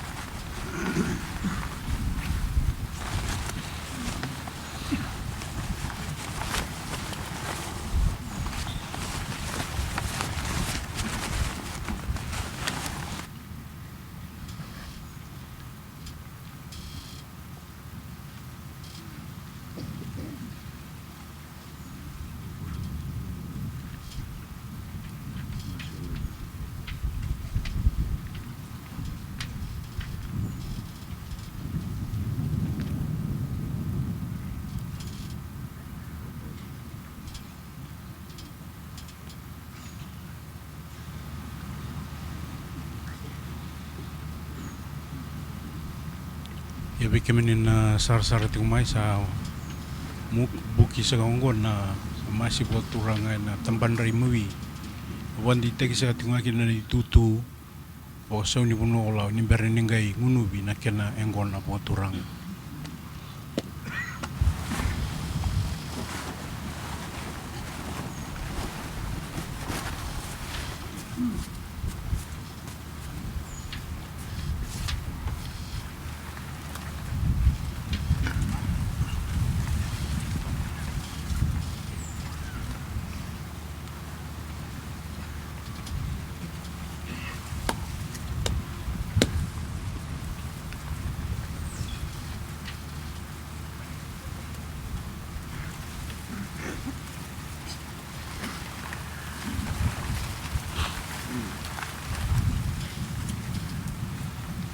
Ngarabi oti sa koya na kenambuki na masih buat turanga. Ini tutu sa kani sauni puno buat turanga olau.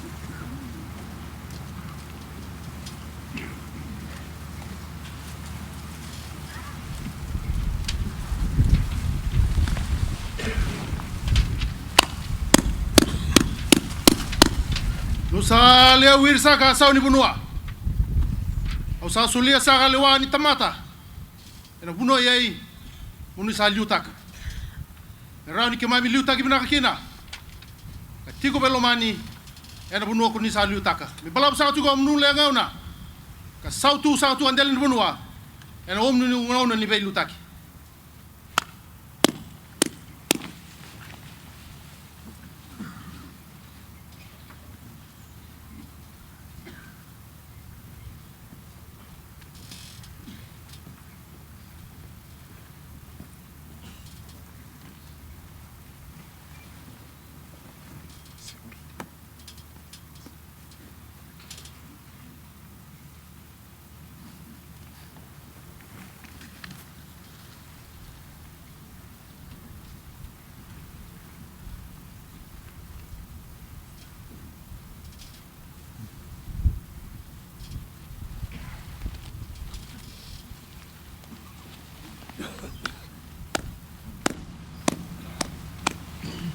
Sa sulebe ke Vanua Vanua. Nuna rani lu tekira binai kina munu le ni Vanua. Rani rendau teba kina nanggele. Karatal nga merendau ngarabi ke munu tere ni kina. Enu munu uri tambu. Iwatu angalebu. Ninga nga chiko. Dende chunga munu mbulo ni belu taki.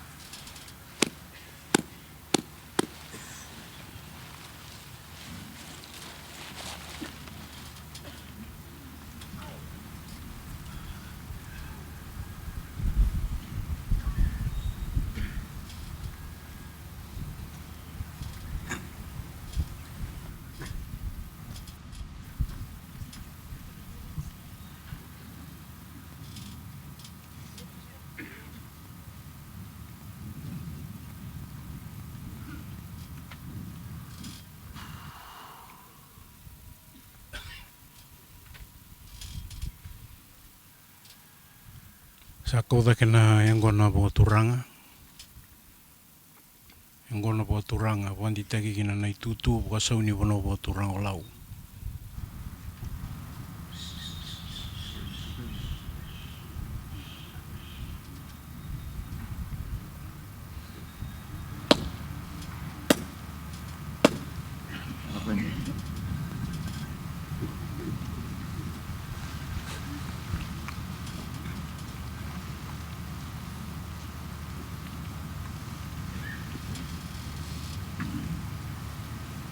Rangono bo madana yang gona bo turanga.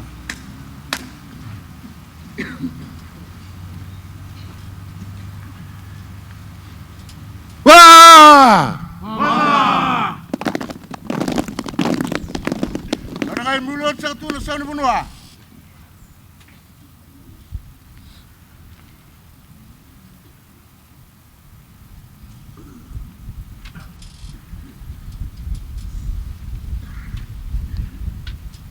Sa ngono bio tina yang gona bo turanga wandi tagi sa kina nai tutu bo sauni bono bo turanga lau. Rone bila yang gona. Mateni bilo na yang gona bo turanga kamuria indua na kena bilo ai. Keni warau ni bibo menwenei ena sana bo turanga lau.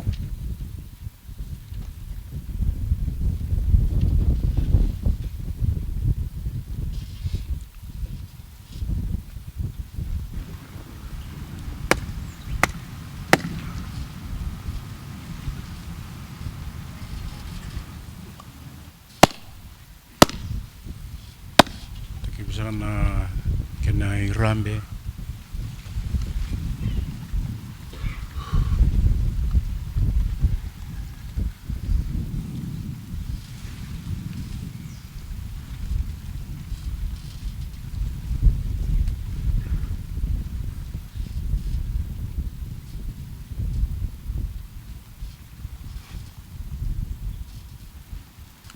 sarang ko man turang na matikitian na non ramatini panuliw ang ni turang balang Tui Nayau ni umaya ngudaki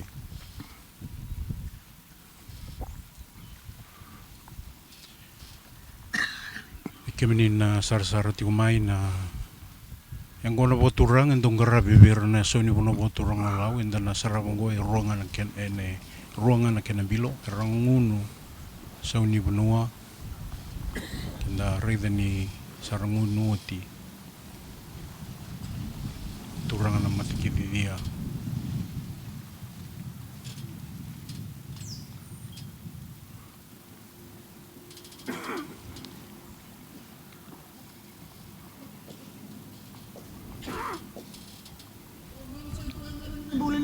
Omo, sama na yang gona ni be mulil sa Vanua.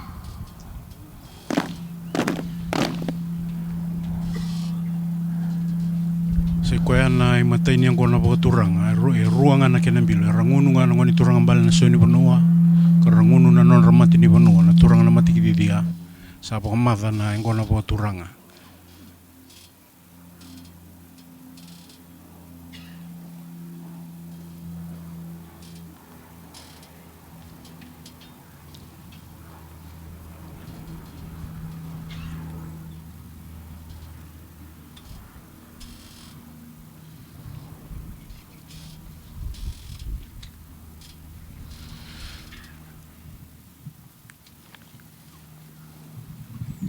sa kausa kamay ng unonggon na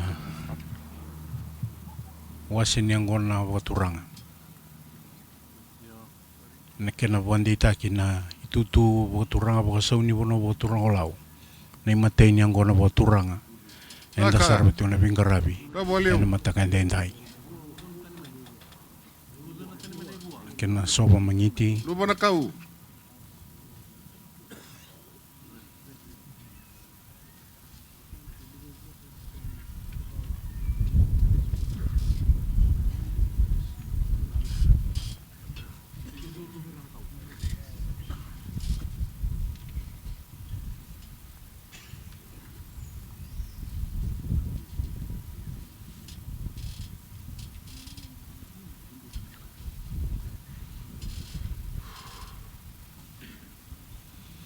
Randam ben na bang namundi na masini Vanua o turang olau kir na biya dambuli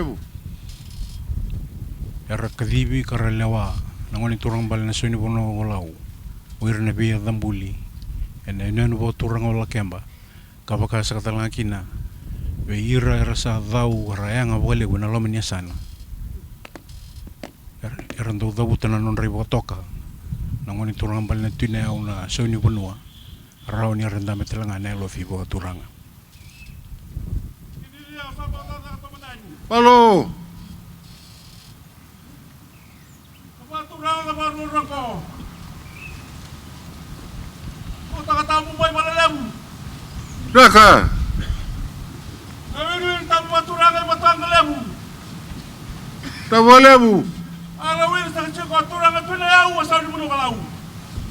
Daka. Tuwa sa kanda di Vanua. Tabalemu. Sano ala muno sa tamu. Daka. Mai sa di Vanua kay baray taki. Niwasan yang gona baturanga. Palo. Wata mer baturanga sa kamay mera kamunu. Sa toka mo lang si kamunu ay sila pinakanipuan si katalay. Daka. Sa toka turanga. May napalay sa turanga tutanga. Tabalemu. Wata na sa kamon ni marama. Mawari queen, yung salang may bayawa. Daka. Sinamatan ito Vanua, wata munu, pero sa chiko, wawaki. Tabalemu. Pero sila pinaka ni Puha. Muna. Daka. Kaya na po ni Balu, ito'y kamba ka na o, namatay Balu. Daka. Puna basta nga buwan ng wala maramang bali na rokot yung taketi. O, namatay Balu. Daka. Turangan na ito'y nakaw. Turangan na ito'y buwa. Daka. Turangan na ito'y manuwata. Pero sa Tabalemu. ito sa kanisingan tay-tay. Nagtokawa muli si Kamunu. Daka. Awa mo nung masin ni Vanua. Tabalemu. Manay-tan siya nga turang at ano. Daka. Kinaindam-dam ni siya nga turang at umuala. Tabalemu. Kinaloto yung sa chiko, liw-liw ni Loto. Daka. Turang at buli na kuto. Daka. Liw-liw ni Loto Katolika. Daka. Cuma talaga liw-liw. Di ba itampo ni Wai Reso, sa chiko batang ikata, eres siya nga binakanipuan. Daka. Mata nito. Tabalemu. Alam ito man na tao ko. Pero sa sabi may, makita may ito bata. So ang lang-langin sa matala, yes, ito mo di buwa. Daka. O sa kamay, ibibang tintaki. May Tabalemu. naman na turanga. Tabalemu. Sa may mga dori, away ni Vanua. Daka. Sa may tao rin sa kakina kami sa ato, kami kami mga dinubula. Tabalemu. Yes, sa kao na mangiti. Palo. May mga tagi, may wasin niyang ko na baturanga. Tabalemu. Salamat si Matayani, kanina may mga nanimila ka. Daka. Kalau mo sa chiko, Tabalemu. pili utang baturanga, tawa rawa-rawa indendre. Daka. Kamalawa o nangauna. Tabalemu. Yung kaya mami sa hanggara lagi. Pero subot si Kamulua, o nabibak ka lang matataki. Daka. Tao mo ito taon na lawa, biro ang Kamulua sa ito kamula. Ito na kawamo. Daka. Tandaan na sila ba ni Puha. Sa ukumaya o na loa-loa. Tabalemu. Miriki kay mami, ulat tao man nakasaray-baray taki. Sa chiwa ka lang na katutusan ko, bila ka walem. Daka. Tao sa ubinaka, amuluchi ko na mataka ni Puha. Daka. Sa wiri ang sa mga sinubula. Sa antono na lawa may lumalagi. Daka. Ako na mo sa ka, kung daw sa taji kita idaw. Yang nga ang kita kiyang daw. Palo. Kung buwa, dudang buwa. Daka. Kamu na turangan sa ulo. Tabalemu. Wala mo kami sa mas, may nakalawata mo nila ko. Daka. Tao man doon taon, baka tulewa, bisa sama. Daka. May doon taon, makamulungan ka, may kakulibero. Tabalemu. Daka. Tingin ako na mo nung mas, kalawata ko rawa ka mo nung. Daka. Sa sikon-sikon na singa tayo, right na tuyani. Abis sila lang-langin, kinabis sila binaka, ay sila sa akin mataka. Tabalemu. Kalau sa cuma lang lumalang. Daka. Sa mga wasan di magici. Daka. Sa sakamba lewat sa sarong lewat tumangku. Kaya sa kaon na bimsoji. Sa labas sila lagi kasambu kasosor lagi buat turang satu lagi. Nasa tung saka. Babu. Hurra. Hey.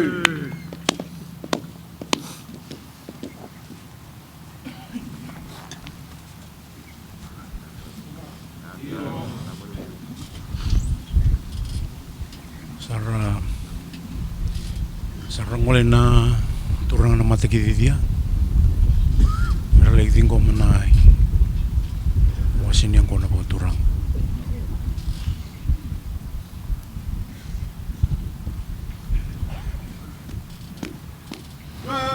Dingo misal cuma na wasini ang kona po turanga.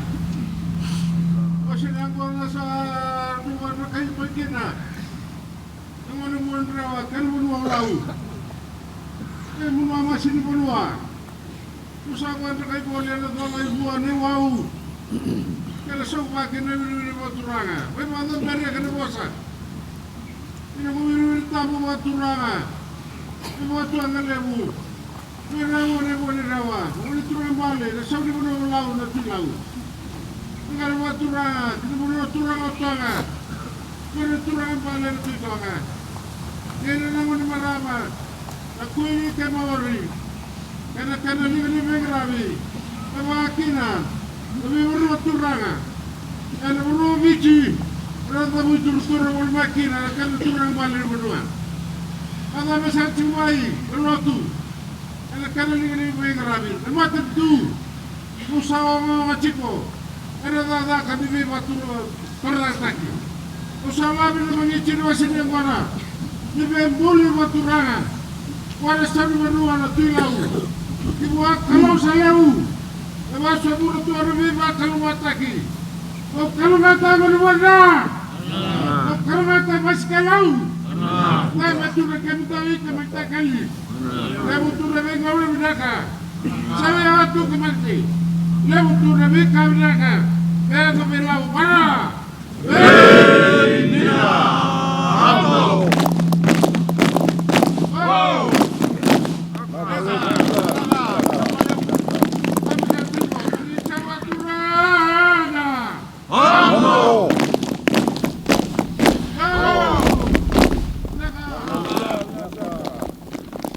You're witnessing the first part of the traditional protocol, which confirms Ratu Tevita Lutunauga Uluilakeba Mara as the Sauni Vanua Kolau. And of course, you would have witnessed that the Yangona or Kava ceremony presented was to Ratu Tevita Mara, and the other, of course, to the Matani Vanua from Mataki Vivia. Of course, one bowl was contained kava and the other water.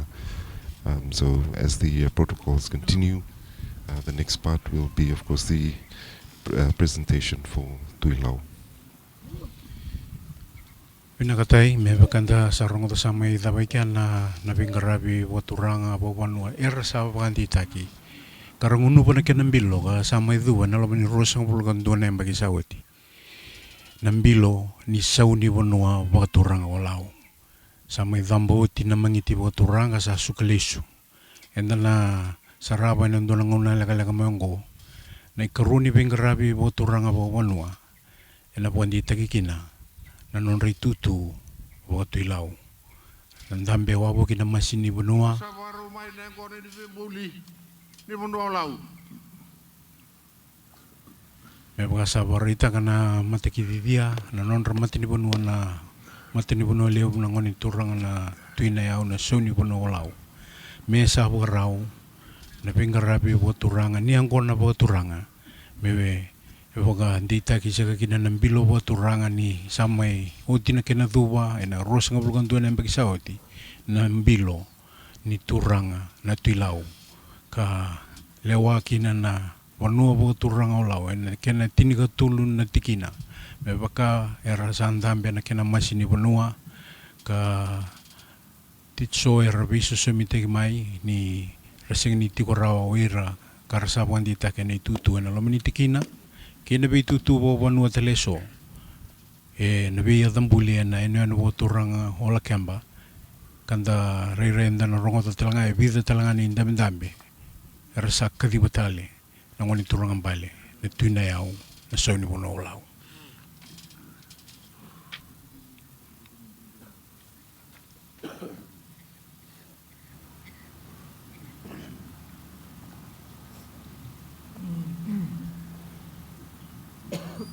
Amalo musa ka tuang ngona ni bembuli ni sauni Vanua na Tui Nayau. Lo se ne ngona ni bembuli sa ni Vanua na Tui Nayau. Sai koe ana kini wande me wana turanga na matiki dia. Misalo sena yang gona po turanga. Menra na sauni Vanua. Karasa na wande itaki sa katalitunga kina me baka nanonra itutu waka Tui Nayau. To pingarabi tu kona toka na butoka. En pingarabi po turanga po Vanua. Ndara idani lo yang gona tikong korosiliasi sa matini.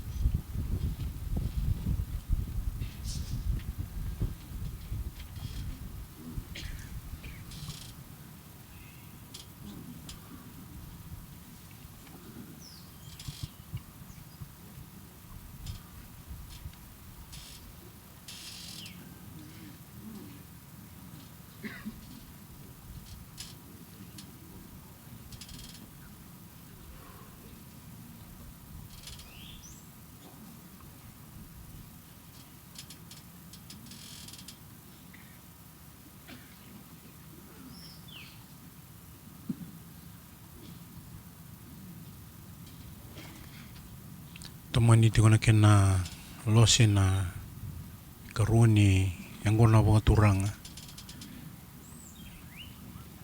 Mbilu ni yang gona wandi tege na turanga bali na Tui Nayau.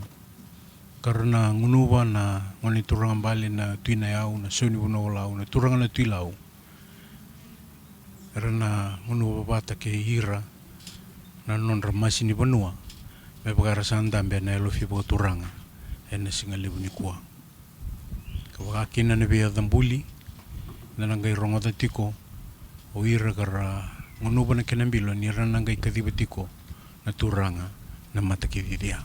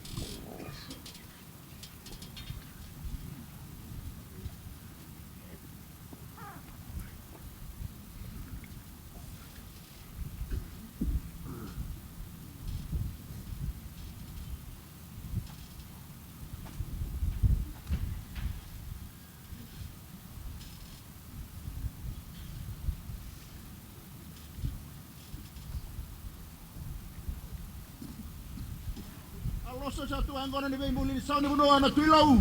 Talo, me uru ka muli sa ni Vanua na Tui Nayau.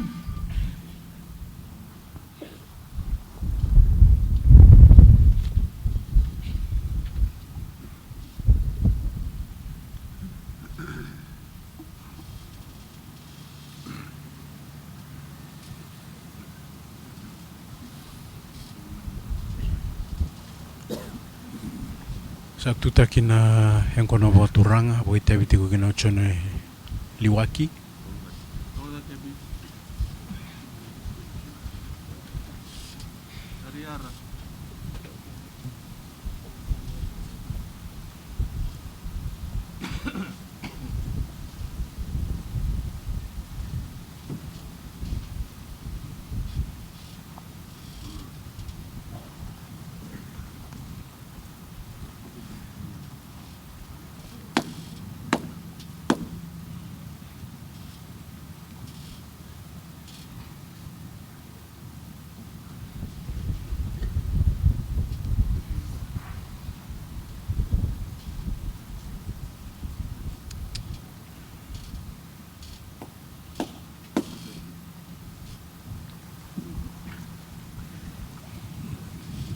Wah!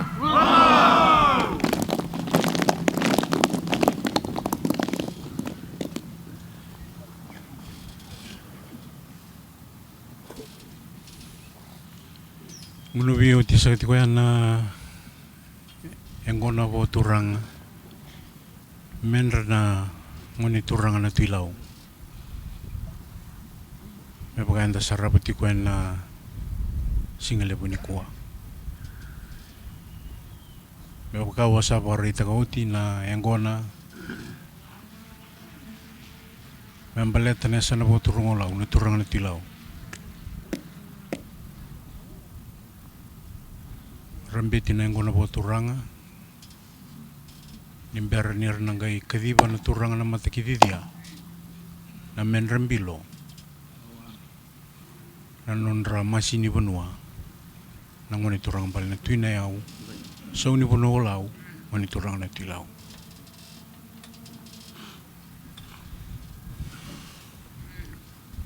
Kau tak sana rambi na engona vo turanga. Wana turanga na matakididia.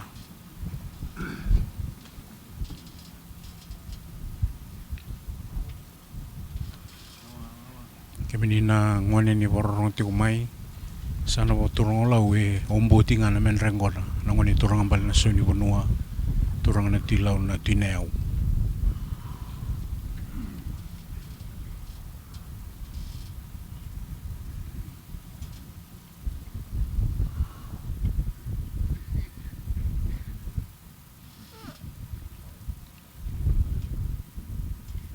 Tubou.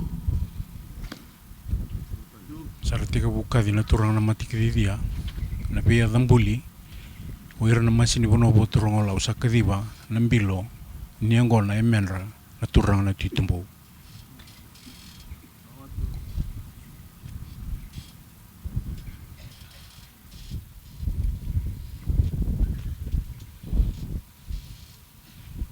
Lakeba. Tubou.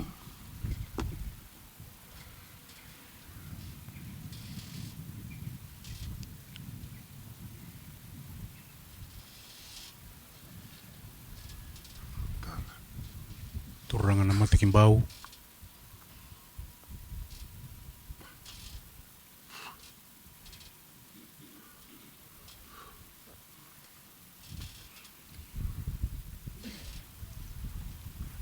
Tu soso. Men rengona turang na Tui Soso.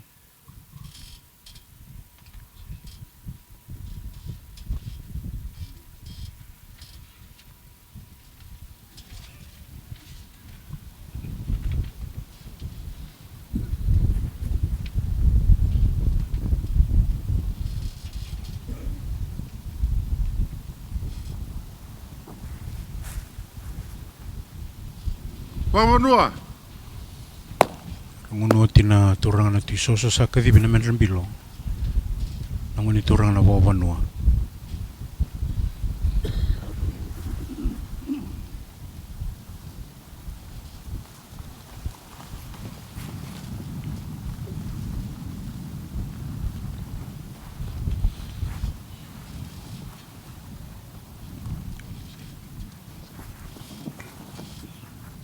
Ramasi na Tubou. Sarak sa kadiba na men rambilo na turang na ramasi na Tubou. Ni o tina non ranguno na turang na vo Vanua. Karandambe ti koe na tai matau. Inda raime na esana karatungu ngarabi angona ti kukina. Na toka Neutoka.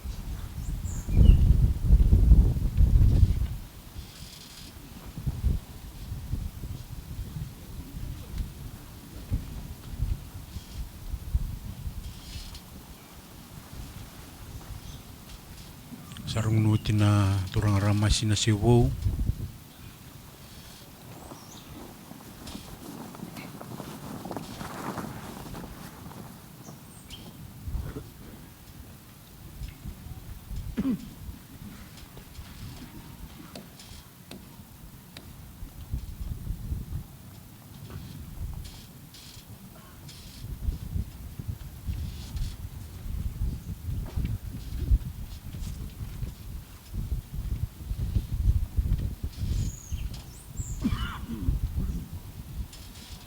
Nala saravanggo indo talangana I warau boturangan ni vi wa menmeni boturangan alo manasa na boturang olau. Na isala ni soko.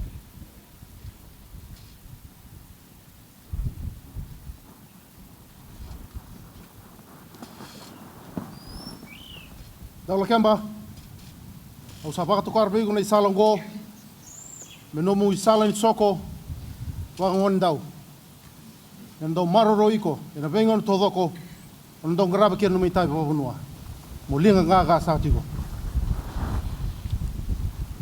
Sa tokari na isala ni soko, vira na turang ng Daula Kemba, na korobo turang o lebuka. Toko tiki wangan na korobo turang o Tubou.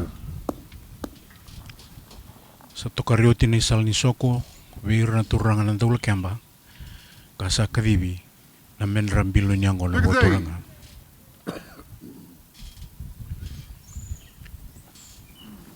Tukitei wambo.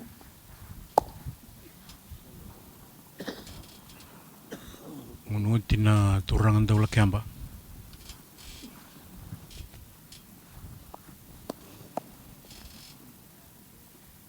Sa kadibanggo indo na menrambilo turanga na tukitei. Koruti. Tui wadiwadi. Menrambilo na turanga na tui wadiwadi.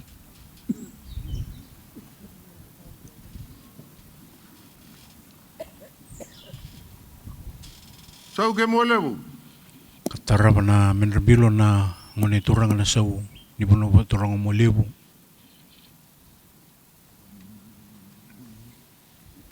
Sau ke mo lebu.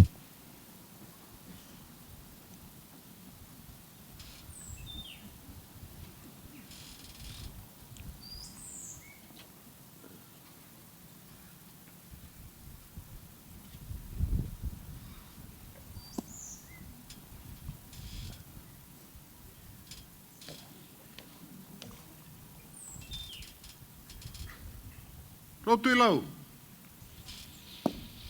Menrambilo na turanga na rokotilau. Cuci Tui kaluniwan. Nayau. Katarapa na menrambilo na turanga na Tui Nayau. Ena tai maui. Ni ndarai manesa na ka ngarabiti ko kinanayang ko na buat turanga.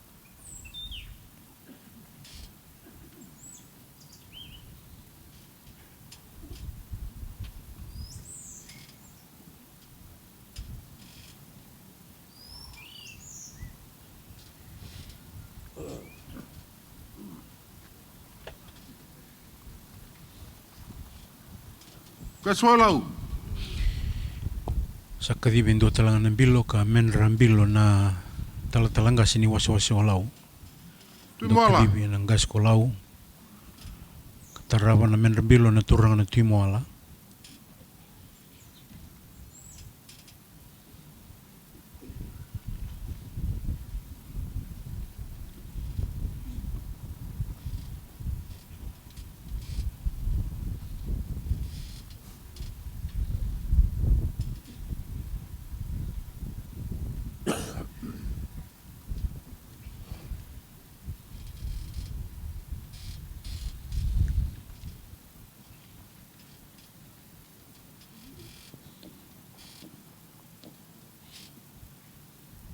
Tui nata. Sa kadivi sa kana menra bilo na turang na tio ne ata ena pono vo turang om bukatatano. Rasau. Tarawa na menra bilo na turang na rasau.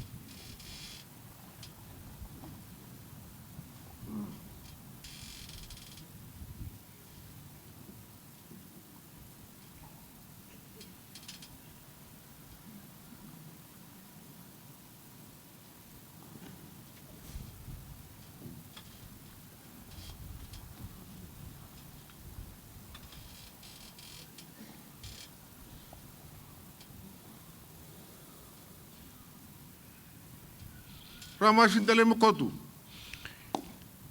Kadivi na menra bilo na turang na ramasi dali makoto ena ena na vo turang Ramunsa. omade. Katarawa na menra bilo na turang ravunisa.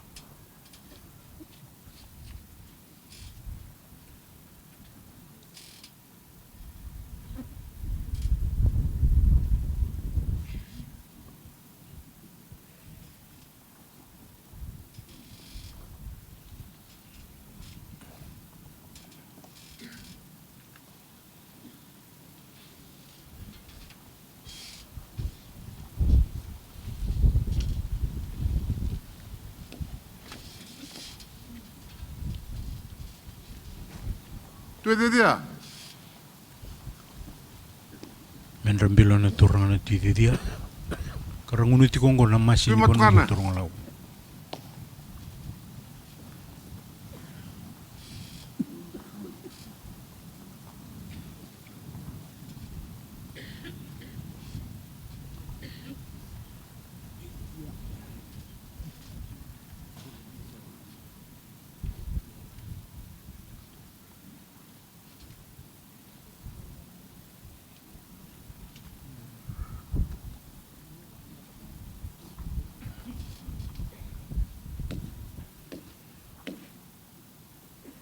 Kusi anrani turanga. Bilo menra nanggusia anrani turanga. Tu kembara. Katarawa na menra bilo na turang na tui kembara.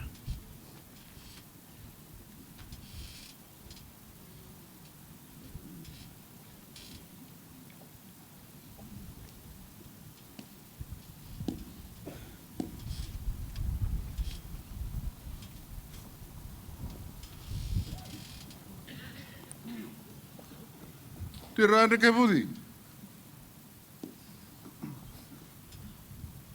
Lenguno na turang na tui raindra ke budi.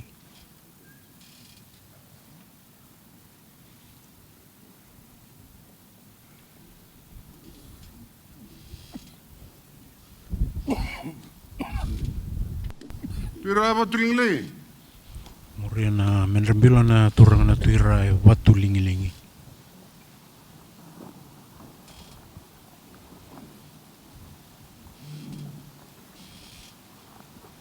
Maki.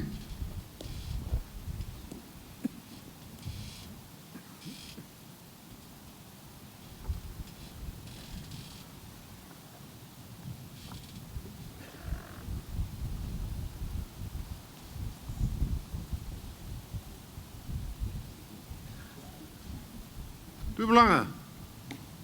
Menra bilo na turang na tui bulanga.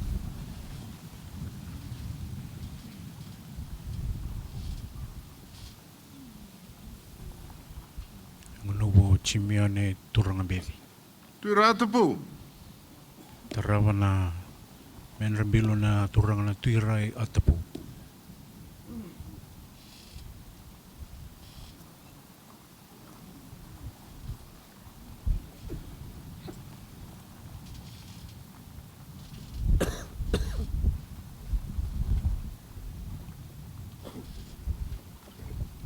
Topo tu ke Tui Nayau.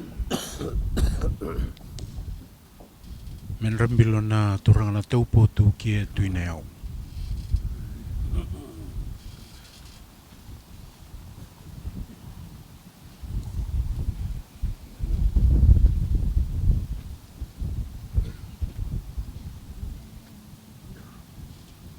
Kadi basau. Menra bilo na nonrai turang na kadiwa sau. Kumai Lakeba. Tarawa na menrembilo na komai Lakeba.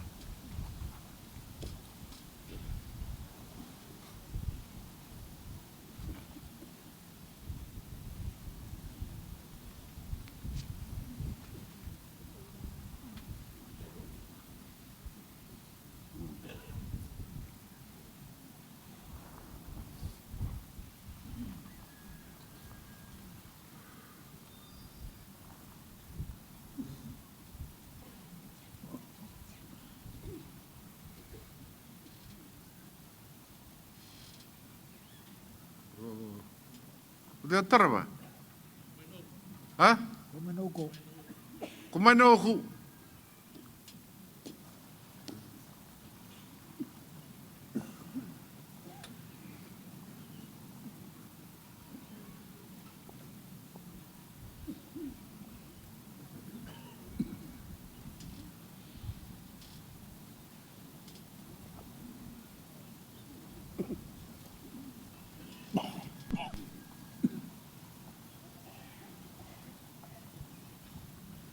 Patau lala mo turanga.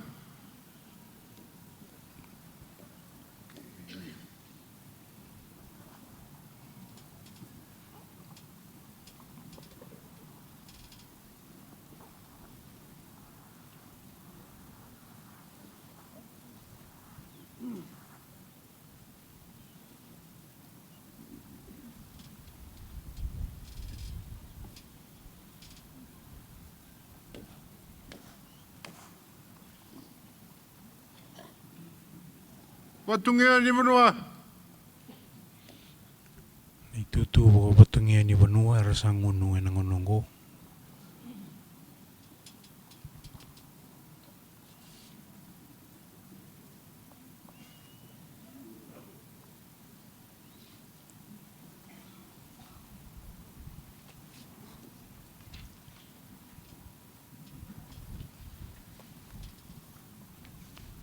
Batrisau.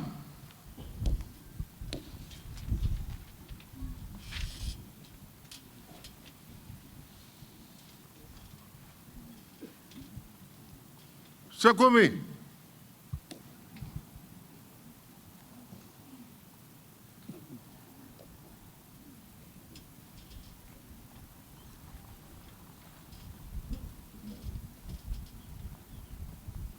Kamoto.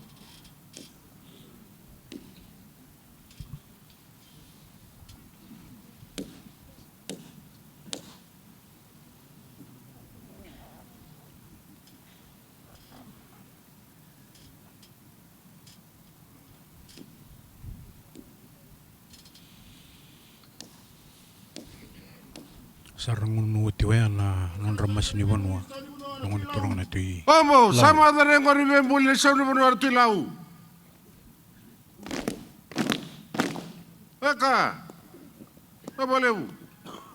Sangai ngarabi takatuna bembuli ni sau di Vanua lau tui lau. Eka.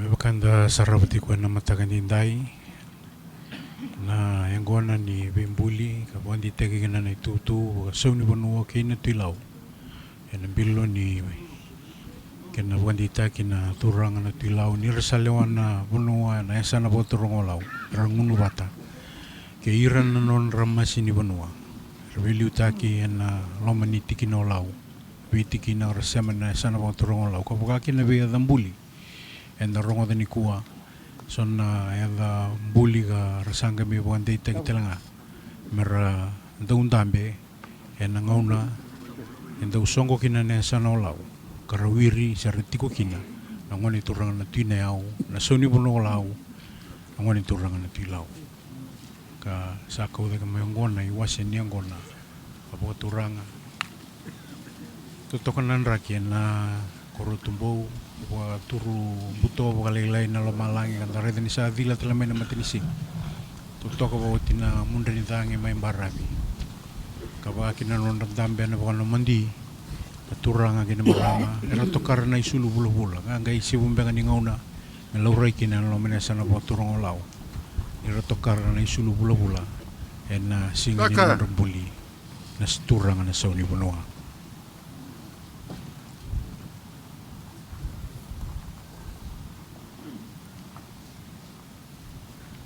Warau menda na rongoda na kena tamburi na iwasin yang kono bawa turanga.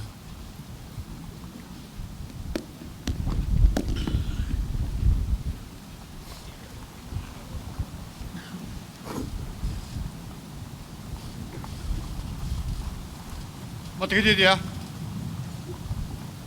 Tapala beri sekarang bentar ni iwasin yang kono bawa turanga. Malo valeu. Non turanga na sauni Vanua. Halo. Leleto mau.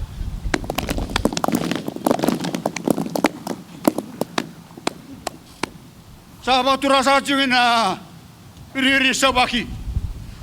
Kaka. Dalawa turang na utaka. Kavaleu. Ang rin tambo ng turang. Turang at Nayau. Turang at Nayau. Sasang na Vanua. Sana ba turang lau? Malo valeu. Siya sa rikuha. Ito nga siya ito na bingaw na. Ang tutugu. Nung lenten le bo turang. Kaka. Na sana bo turang rau. Nusa mo idara ka sa tari ento ran pepe bau. Ni bing rabi. Kaka. Le chuchu bo turang. Tabe sa chuchu ndo nang tawaki na bulo bach. Terasa chuchu ndo le Vanua. Wa mimi. Allah mat ni singa kan kana wiya jaunan. Kavaleu. Lala lama soal turang vale turang tondir turau. Mistura chuchu abuni vale bi wala taki. Mere mai si kawa marua. Nandra le waso bo turanga. Kaka. Rang sang mai buni vale bi wala taki bich. Mere mai butuka. Mere mai bara ramatengina. Nandra le den yawu. Ibara mai na nandra le matin singa. Misura virsa kinan matani. Kaka. Nula serauna. Tu nandra le. Ai wasa sang ni le mena ko na bo turanga. Halo. Baru tak rancang Vanua. Nona le sana bo turang lau. Ravira se coba turang ban tele Vanua. Kaka. Itu bo turang kumuna kon turang bri balu. Kaka. Kene sasab. Anam para malar tu gaji. Kavaleu. Turang bri balu kene sasabu. Kene bat tu be kan ni kan tawat. Kaka. Era lau sang mai. Era kurra le. Nona le sang mai serauna. Alir tamun bilu taki. Kavaleu. Untuk sana bo turang lau. Halo. Tato wali gina. Wase tangane ni Vanua sana bo turang lau. Kaka. Kena le wase me ngana be. Sabu sakina. Kaka. Mere le ngana bo turanga. Kavaleu. Nule sawa gi gina be tamanga. Kaka. Namuno le dali ngana le ganga. Era satu warawa masige lau. Mere dala. Mere neke. Nuna le yangi bo turanga. Kaka. Kene ba wala me manda. Kene ba wala. Era ba ndai takina. Ni asune mere kalau. Sune mere le kentali ngana. Nusa ba beri. Kaka. Le kene ka ba. Ena bu bale tambu. Non le vire sawa konti bale. Tuna bale tureau. Tuna tulau. Asa usa non telefono. Kaka. Tabi ngene si. Tamu. Kene vire tamu. Lewu. Tabi sa sigala tu. Kene mate sigala no sa tera ka tana tu non rono. Kaka. La sa bale bu. Tuna tu ne au. Sa non telefono. Nu sa ba io. Sa soli sa non re mula. Kaka. Del sabi nu se kala mo malangi. Ento ay kuku. E saraba sa lau. Saraba bici. Saraba sa tana buru. Kaka. Sama lau. Hello bo tangane. Tamu mo suka. Kaka. Mana turang turau sa ne mo lau. Halo. Ele tabi bi nu sa ba dolacin. Nulo mari na la Vanua. Kaka. Ngora bira. Kaka. Ele me sa mo bici. Lo sa ni duru ma da sa ci. Sa sida e utu. Non rekte le abule. Kavaleu. Ala tada ba. Era mai sera ni kamunu. Era ba da tani kamunu le. Ya virir tamu nu sa virgin ko. Sama pala sa changa ni mas len ko ba turanga. Le ba turanga sa ne butoka. Non virir tamu nu turanga bale. Tureau. Tulau.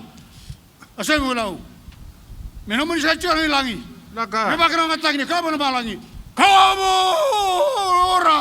Wey.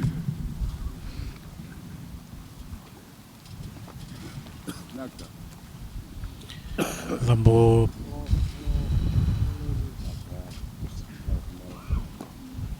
rasang oleh main na turang mati kita dia. Maramai tingkoma. Ni wasin yang kona bawa turang. Mai bera na masini Vanua. Tara tingkom cikona wasin yang kona bawa turang.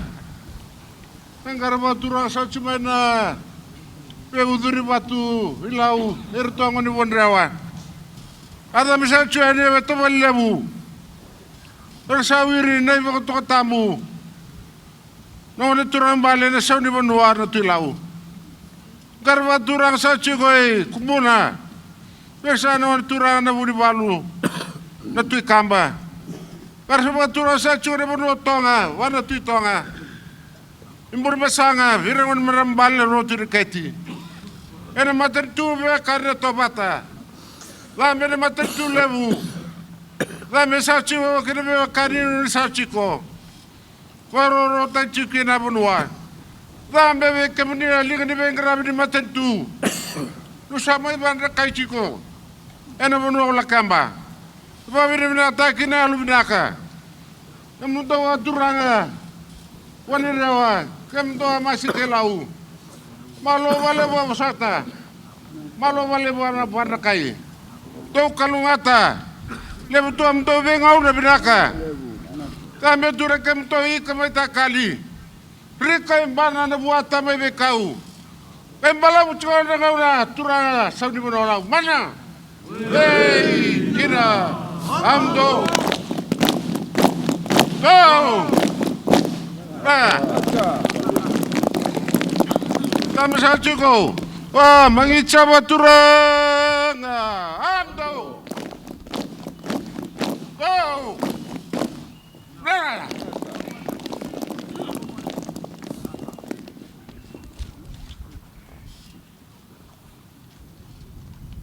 Ya samai dabai kena sa tingkom yo ya na iwasin ni ang kona bawa turanga. Samai bawa tau tau taki kina na itutu bawa turanga bawa Vanua enda sa saraboti. Tibuti kumai ni kawal ni singa mai na ni anu bawa turanga neo na corona rodibo. Non rasa pandi taki karambuli arba tambuya na itutu bawa Tui Nayau. Mai tokari na isala singa na loman ni Palilotu Tubou.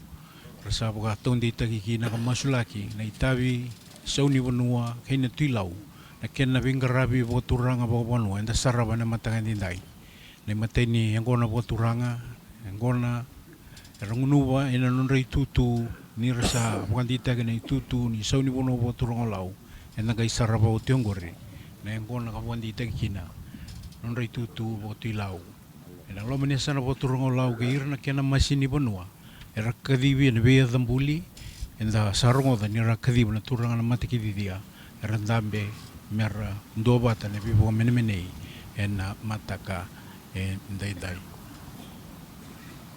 enda naloma ni rara bo turanga ngoi Tubou era dambe tiko ngamai era dambe tiko na ngoni turanga bal na Tui Nayau ena pata warutaki na mbure warutaki ka tara wa tambakin dua me bakangan na kini wala wa turanga enda sarapa may Nayau enda may sarapa talitunga ena korro wa turanga ko ena yun anusau ko Lakeba tomani tunganon ra tunay andra randam bitungan wa no mandina lewni asana ena biasana wa turanga na nonda Vanua da saravira tikuan na nangonongo anon rata bitingan na bono mundi na bibo turang taki me baka sa porite ka baka kinabir nangone buli arti ko talaga nangone buli maramain dambe marapuan din tak kanda kila sa sibi ko lima sa ngabugo na baki ke baka itu ritali matentu Vanua tonga matensinga wana turang na tuitong matu wale o tui ina Vanua o Aotearoa tiko na kuini ni Maori sa baka turanga talitunga na matentu Vanua pumbuna. Wana ngon turanga na puni walu. Kena I sasabu. Porang basanga. Maramang bale na rokotuin raketi. Kena sasabu.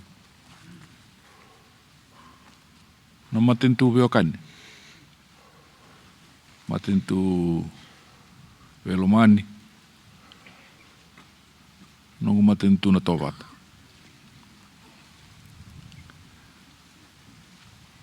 Wale sile sini lotu. Lotu wa sile. Ebu I ke ratuma. Wana turanga na kena I liu. Mai lotu taga tiko na lotu ni bembuli na matani ko. Lotu eklesia. Turanga na Archbishop.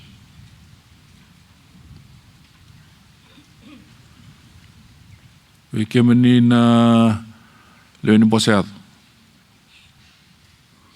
Wale silesi pa matentu. Me chiko talanga pat kay kenda na matani singa niko. Na matani Vanua tani. Me chiko pat kay kenda. Ena mataga niko. O mai ngusunra chiko na ebusa pondrawa. Masini Vanua Lakeba. Masini esana. Turanga na marama. Ena wabini binak. Ni rawani ni wangalala taka no muni ngona. Mani mai tiko wabuli tiki mami. Ena songo. Ki mai vai doro tiko.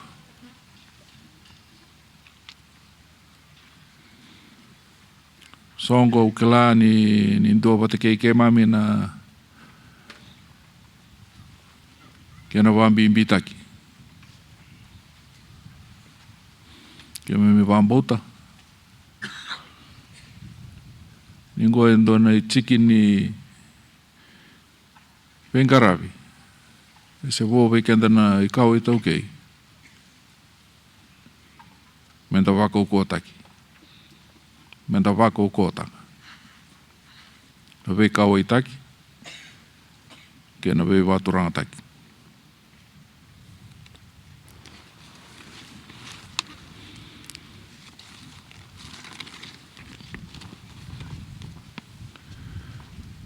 Ni mai tiko na masi. Masi di Vanua ko lau. Ke mani mana yanu e lau raramba. Sanga ioti na kena wakaidori na takataka wakaturanga. Waka Vanua ni bembuli.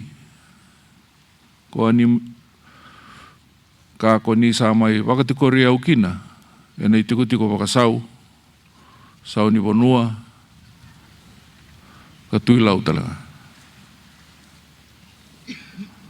Ongo sa rawa menta kaya ni sayo koya na kena wakalotu taki ni tutu ene taka pa Vanua.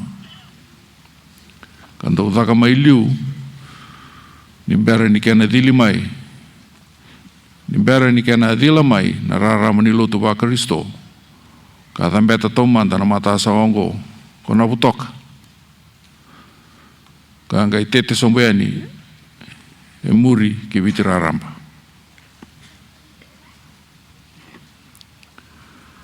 Ongo na nonra vei ala e lataki.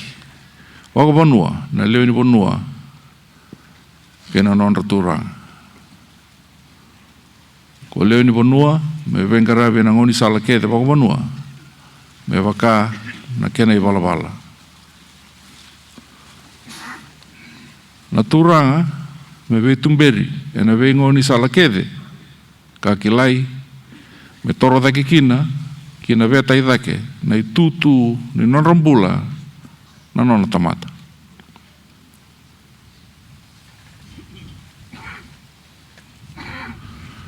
Sai koe ndi na talenga na ngau na ongo ka ndondonu, ka kili, me ukadi waka, kina e matamuni raramba, yuna sanga, e na nongu ingu, e na wengo na tōdoko, kina nongu mbula, waka wilu taki, me wako tana nomuni lako, kina mua, ka kenda na tini wata kina, e na mbula sautu. Na vea loni, na ntua wata, kena marau. Ia, e na sengani rawa me mo dhokona, ka umani vinaka, tō dhoko na nogu dhaka ni veitumberi, kia waka ke mani sengani ntua wata. Ka tū wata, e na kena muri, ka waka idhori, na e waka sala, ka una numa, ni na wako tikenda, ki na Vanua nā maki, e na sanga tō dhako tiko. Au sai ala taka, ni una tau waka tulewa, e na vei ka indui kina na waka sama, ka tandre se dhonro, na kena vipasaki, e na kena ngauni sala me vinaka, waka tō wata, kina tampana rua ni veileti. Me longa vinaka kina, na lako, ka mamanda, na nonda ibua.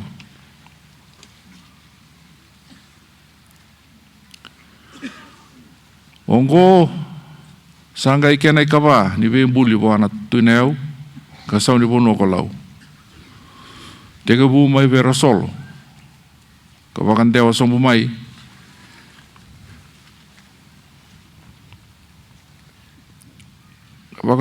ka wakandewa taki sombu mai, ka lutu kina, na dhaka mbibi ongo. Me ka tolu, me kena i ka tolu ni sau, ka nga mai te e waten tawake, e na rosanga bulu, na empake sa oti. O adinkoa mana no mundo ndo watara ngoni bunrewa, me usa ambuli, ka mani ndewa sombu, na no mundo i tukutuku, vei ratou na nogo matua, mai na yau.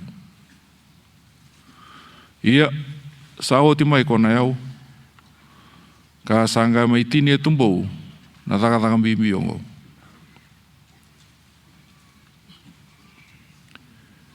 Endua na ka e wambale kina na nogo marau, ni senga ni ali, e na numuni waka sama, na kia na waka dhere, ka waka langi taumanda, tiko ngā na dhaka tampu, nei koea na ndau ni vembuli.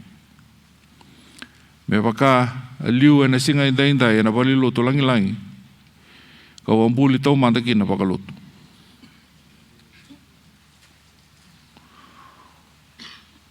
Ongo, e sa waka dina taka talenga ki pura tō dhoko. I waka lūdi tiko ngā e Tubou, na taka ka rawa mai sombu tō mandakina, na lumuti ni kalou, ko Reverend Cargill, K. Cross. E na kena sa waka dilavi, e viti, na kospeli, nei Jisu Kristo. E ta sa reida ngona ike, ni rau sa vealo ni kina, na taka wakalotu, ke na ka waka Vanua. Ni sa koe angori na sala. Ongori, ka ebundei, sa takele me indusi, kina Vanua, se umatamata, ka kakawaki tiko mai, kakawaki tiko me tanto lava na vei ka ua sivi, ka tumai liu, ka ngandreva, me tai adovaini.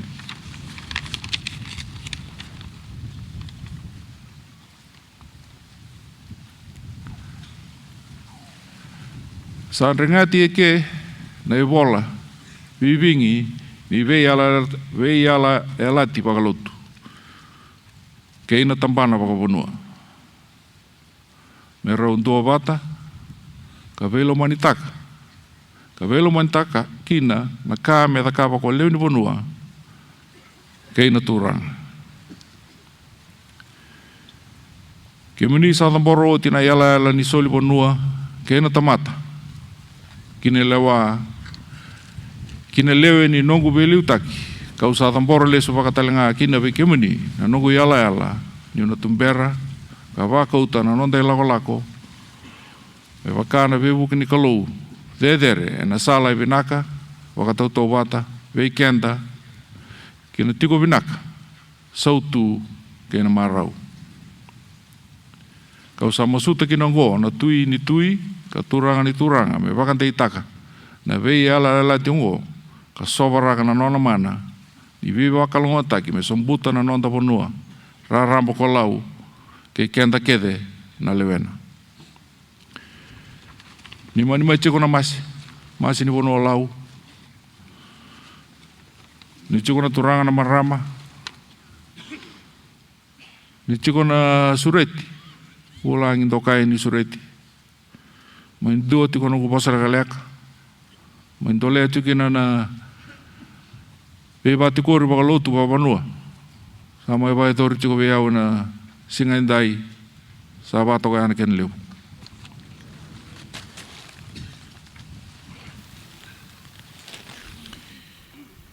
na bota tambu boturanga na bota tambu boturanga na la borongo tan kina ulibi na nonra bota tambu boturanga ngoni turang balen so ni bono lau tui lau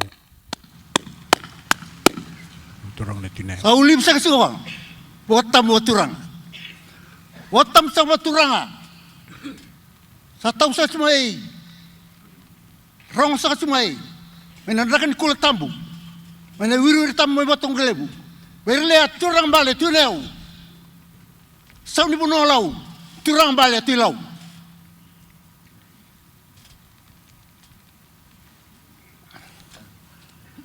Watam waturanga. Sa tau sa sekali, bila belum waktu orang lau, nusa orang satu kena, orang masih gangga, turang balik tu lau, nunda ungu, balik tu ay buat di Vanua, sahaja kini wiru kita membuat tuang klip, ada bengau na, kemana mina, zolat sih kau buat bengkerap, bengau ni totok sara, waktu tetap waktu orang tali, sudah berkemana melonjai, kemana kerana. Marrak, mamargeti. O bebe ko turang takin, lo men tole asan ba turang lau. O sala bakalangi batang baturanga. Sommayon lebe bakalonga takin teman da kalau hade der sara. Kalau ngata kangaga si ko turang bale tu lau. Lebe tu amru wengo no binaka.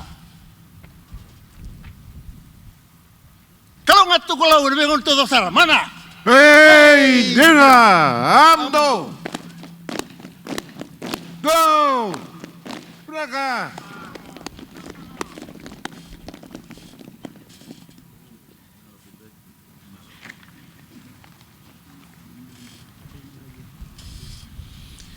Ia sa may rongo dio yana ba kena ulibi na bota tampu boturanga ka sa matay ti kuningo na minta rongo da kina na nonra bota tampu na ngoni turanga bal na Tui Nayau ngoni turang na soni Vanua lau, ngoni turang na Tui lau. Me buka sama ibuan di taki, ena singa ni kuwa, ena rara bo turang itu Tubou.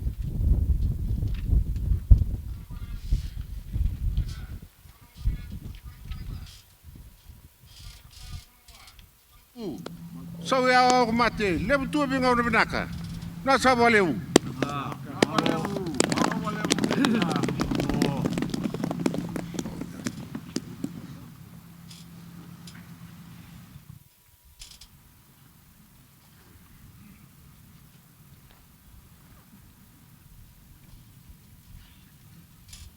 Kata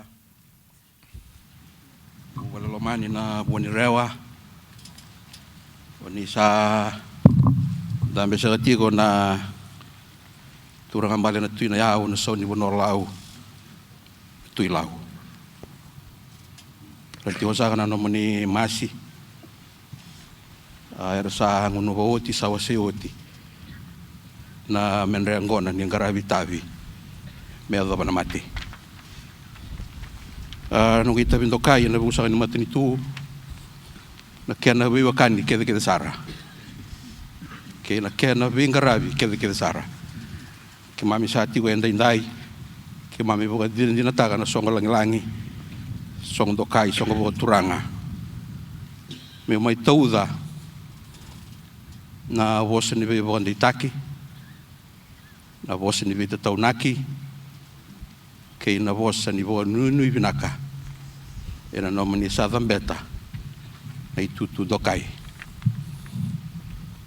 mai na beka sasaravi boka dina taki te mai na au ena singa tu city and then ena korasau i Tubou kina be boka dita kina lei boka davari e sawana na singa boruai au sa boka rongo taki anongo ni sa boka dita kina damni Ratu Tevita Lutunauga Kapaiwai Uluilakeba mara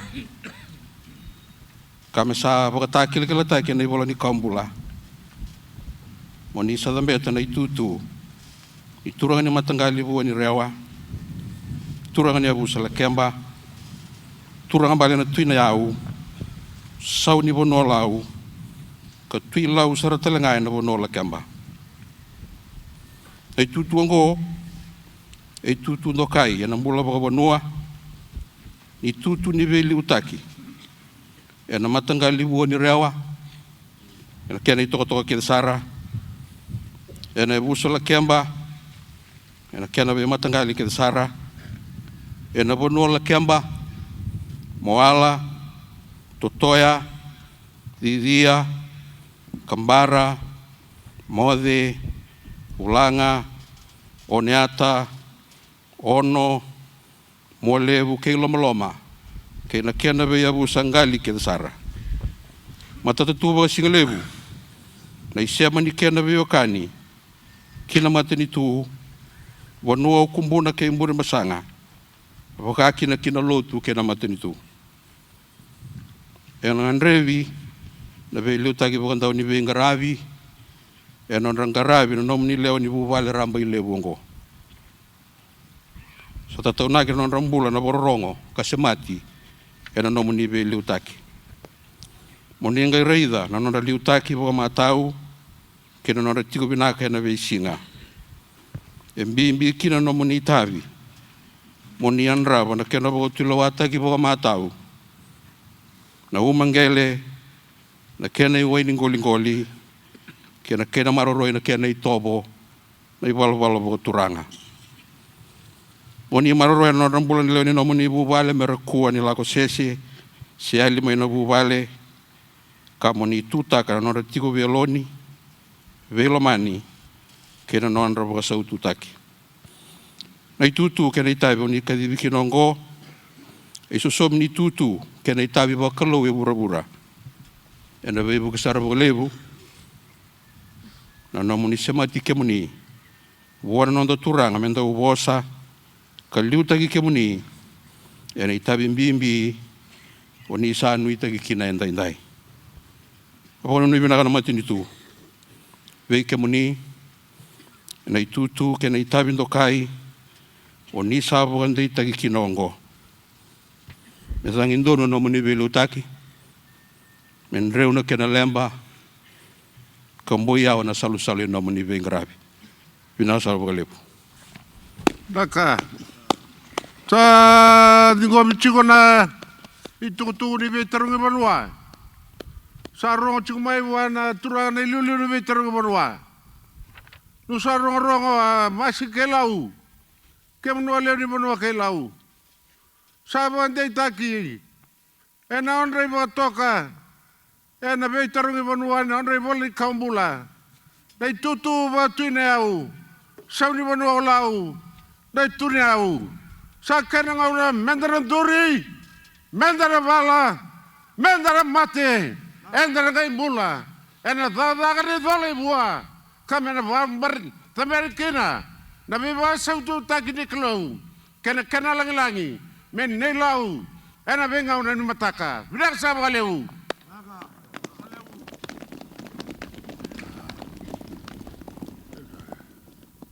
ya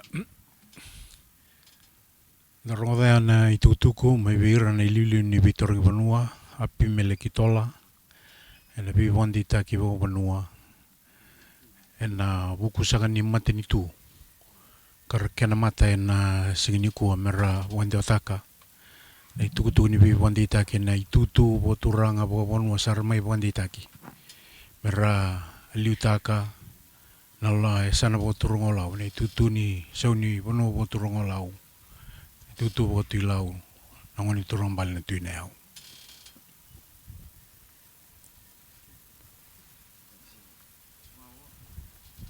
Saran dambe na masini Vanua ka baka kina na nonra sa baka nomundi nga, dambe na baka nomundi na baka roroko, turanga mena via sana vo turanga, era mai baka ndina ndina takatiko, na songo mimbiongo ni sa lesu tu talegi na nonra itiko tampu na ngoni turang bali na Tui Nayau, baka sa ngole na ngonongo, ka nanduti ko na nonra lagi dingo kaleka, nimbara ni nangai ngarabiti ko na yuti ni vataka mbimbi ni nonra na sili me sanangai tini kina bondua, na nonda sarabati ko na bingarabi ko turang ni bibo menemenei, ena buni bimbuli ngarabiti ko na enu o Lakeba.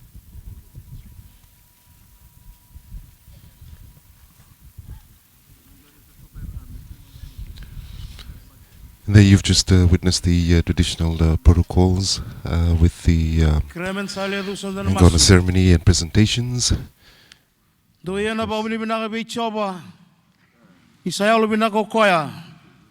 Sa sa ni mundo na no yalo lama. Na no muni yalo bina na klo. Sabat keklanan raki bina ka ni singa dendai. Tara ke ma me na ke na rara ni mata ni singa. Mun ni dangi. Serna be kambula. Kima misati ko wakabewe kani, wabito kani, no muni serau. Sama ingarabioti, nalo saubaki, le tiko baturanga. Kima mi babi na tatalangan rambulan na masi tamu di Vanua, baturanga ni sanolau. Kima mi babi na tatalangan na matabeo kani rambelebu. Kima mi sabakan dina taka, kasai tuku bula kina lomai kimami, nelo kimami, kasai talon ombula ni bisi ni mataka. Ningai saubaka na tiko liu ba turanga. Nora tiko na nima ngoni turanga. Ngoni turanga bale Tui Nayau. Sani buno lau ngoni turanga na Tui lau. Pasu kai kemi bata na nomuni ba deu.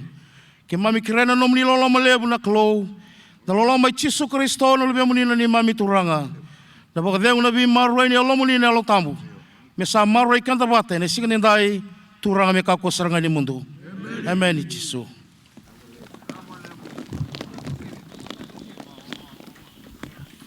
Esa tamburio tiana masuni ibo benvinaka ena kena sama ingkarabira na taka boturang ni bingarabi boturang abo Vanua. Ena loma ni rara tambu Tubou. Sando na singa langi do na singa ena tonga italene bola tuku ni asana boturang olau.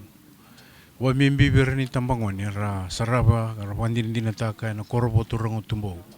Kapag laki na bikin ngone ni saraba na biasa viti, kapag na biasa burubura na kena ngarabi na bimbuli boturanga.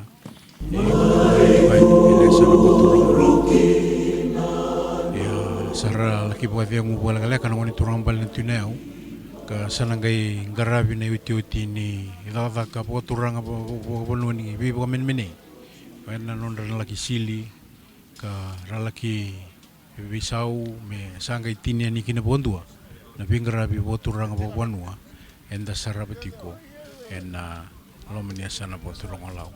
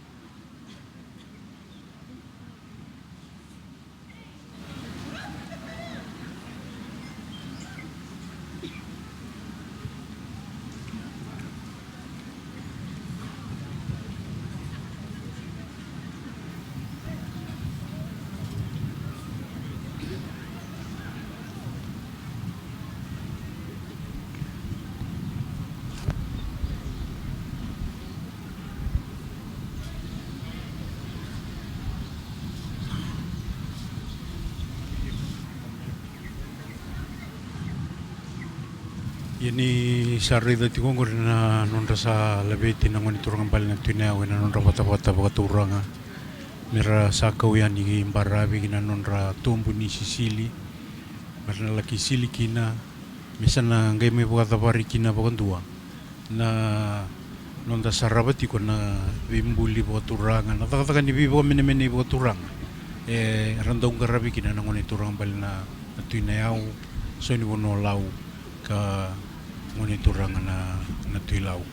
Me waka warita ti ko sando la kamaro takin de ti ko na rara Tubou ni ndareda non relevilibu na ngoni buli ramai tiko mera bukan din ta na songogo sa da buti teletungani na boga bula gine bi korni buli ke sarna non bono ni sar tiko na ni bi korni buli ni sarabati ko na bi boga meni bo turang nduna tikini bosa ni bota tampu arbo rita tiko na ngoni turang bal Tui Nayau na non rabo sa hindi dai na bi bo turang tagi na kina marroi na non do bi ko itagi ka boga bimbi ni tobo bo Vanua ba kalunga taikina na non da bi bono bo turang biti andare na wata bo turanga sa laki sibi na to sa sibi mai na rara libu na koro tambu Tubou sa laki sibi telang ako na kaukilangi misal usumbu ni gimbarabi melaki ngarabi kina na vaka bo Vanua ni non na sili na ngoni turang bale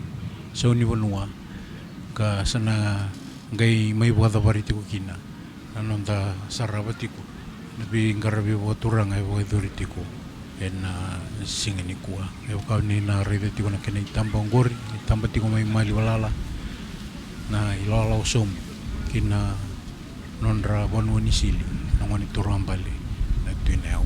Sawan ini binakatukan ni bikin menikah na turang ay marama, ni sara tiko na bese viti kawakin na FBC 2.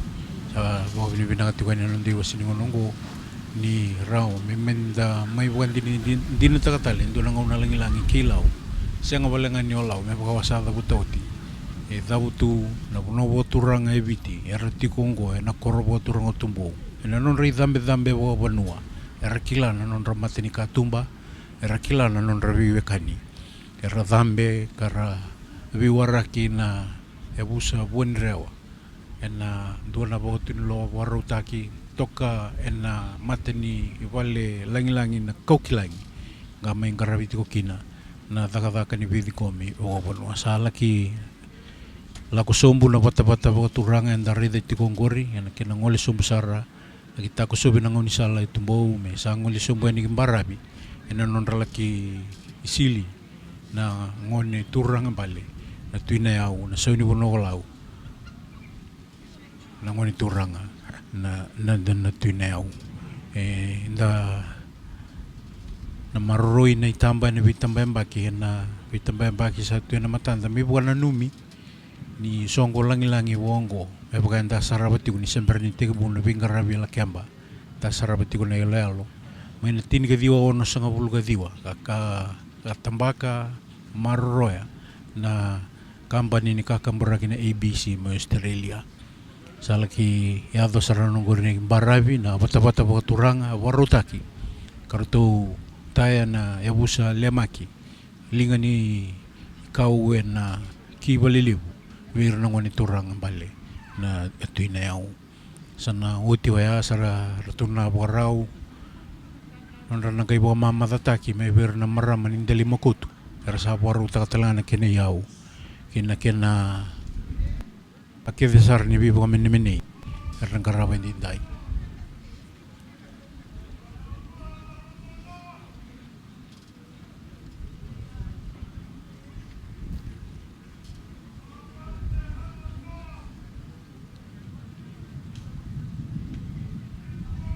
Ya dari dirnayan rasara laki toso saraya ni gimbarabi.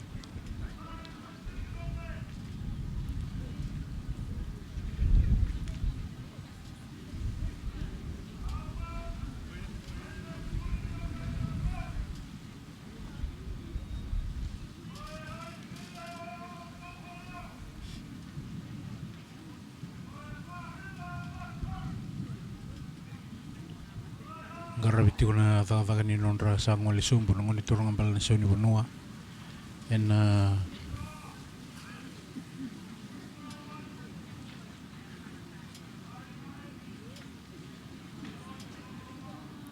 Taredo ya sar laki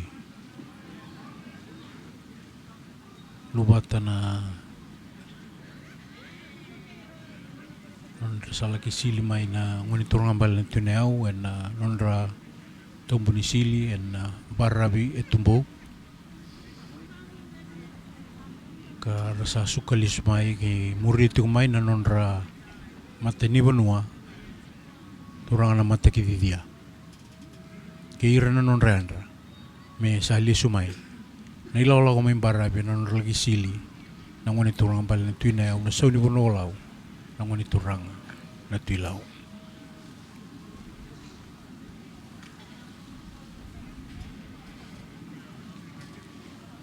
Sa tambili suti ko menggori na ila ko mai wai sa tambe taka ni barabi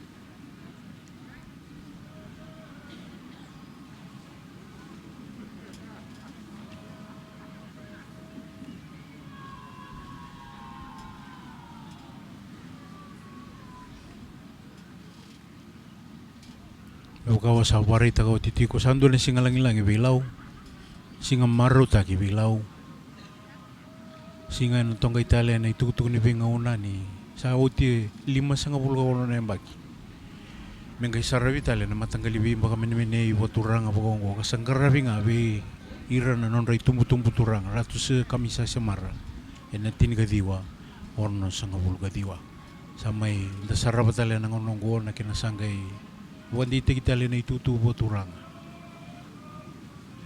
Ratu Tevita Lutunauga Kapaiwai Uluilakeba mera sa taura na itutu ke desara gapa menemekina ena lomania sana boturang lau sala ki duru kina botun loa men rana wa mamada takikina mai beira na maramanin telemuko terabi waraki ena lomani botun loa ena dona botun lo warutaki wala kanga embarabi nimbar nirnanga di lesuta bata tambu ka warutaki ena asingani kuat tokana nraki ena korbo turang Tubou wambuta dona ka ena tu elomandra ena tonga telenga ena non ribola ni wingauna na leu ni Vanua yang dundu asya ngawalenga ena lomania sana boturang lau mena biasa na boturang ena non da Vanua la Vanua en ronro kina nandra boturanga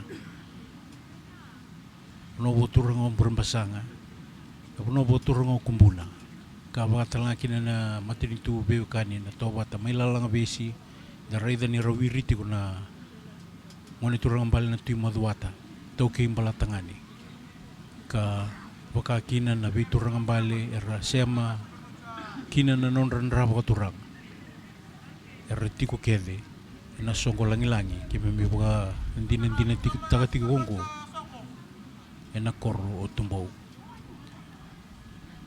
resapa mama ta tagi tiko na ngonongo ngoni turang bale Tui Nayau mai be ruto na marama mai na enianu ko mote mai na pono boturang ndele mokoto nimber na ngai sukali sumai ni lola wa turang na bata wa turang warutaki kasawar kira ena ngonongo ena lo manimbaya lebu sa tegu talngame wa iduri tuina na bingarabi bir na turang na titonga bingarabi wa Vanua ni nonra kindabaki gawaki na marama mbale na queen mai maori marama ngole talngamai membo mai wandina dina tatalanga na songo langi ena singani kuwa rangai buka tinga mai na singani kuwa mermai tiko karawandina dina taka na songo langi enda wandina dina taka tiko na ngonongo tabuti tiko na buka bina katalanga kina bingarabi buka turang buka Vanua tona ngone bon rewa na toko na utok ena bi ngarabi buka Vanua turanga ka buka iduri da ritira talanga mai sini Vanua karasaka di bimarana daundambe ena ngone ni vingar boturang ni bosse ni bimbosi sena bi songoli lebu ni asana olau da rede ni rangunu na men rembilo boturanga sibe tu ni tulusanga bulu bukadata na non ramasi ni Vanua na ngonongo enda kilani tini katulu tiko ngana ene anu tini katulu na tikina na lomeni asana boturang olau andua na ka samai kadibira na via dambuli tu kina na non randundunu na ngoni turang bal na Tui Nayau ni randau kadibira ka randau oka telanga kina o ira ka randau dola na watongia ni Vanua enda kilani indona itutu engai kadibi enai matai ni ngona ena lomani alofi ni asana waturang olau na itutu baka watongia ni Vanua ka ngunuwa na ililiu ni tambadaka ni buka na nonta Vanua Waya o sowane po mau En andoni tutu en da rongo da sa mai buandi te kitelenga en non rai lofi na ngoni turang bale na Tui Nayau en da sarava en dai. Ai bakan dona ka en do saravinga en lomania lofi en do tuna non randundur na ngoni turang bale na Tui Nayau na soni bono golau. Meran do kadibi reso o ira karasa dola na ibua ni vingarabi ni asana. Kapakata laki na ibua ni vingarabi na biasa ibiti. Me rando bakatoka taki. Ka dua talang ki vira na tutu en da samai sarabatiko en na singa ni kuah.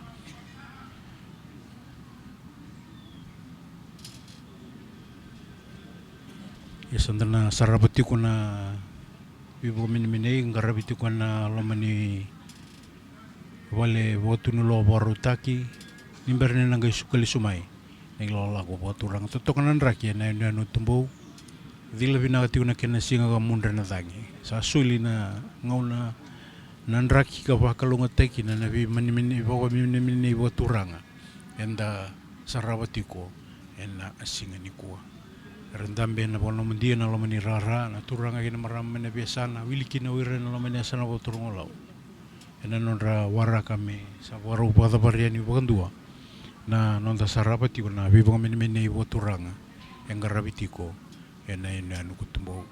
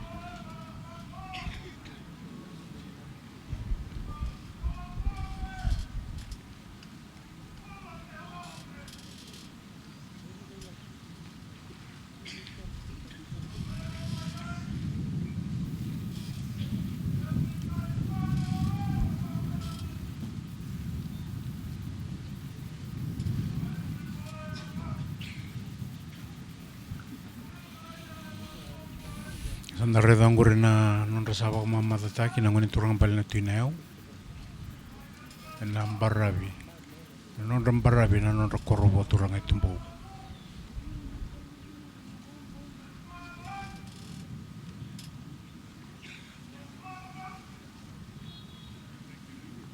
Taurito ka na unang gweso na itamba me bira na dobi itamba na bitamba na kita ni tukutuku. Era tiko rawa na songo karabo muri tiko mai tiko buti ko mena yau ka samai ya dongo na barabi ni korobo turang Tubou na ino Lakeba.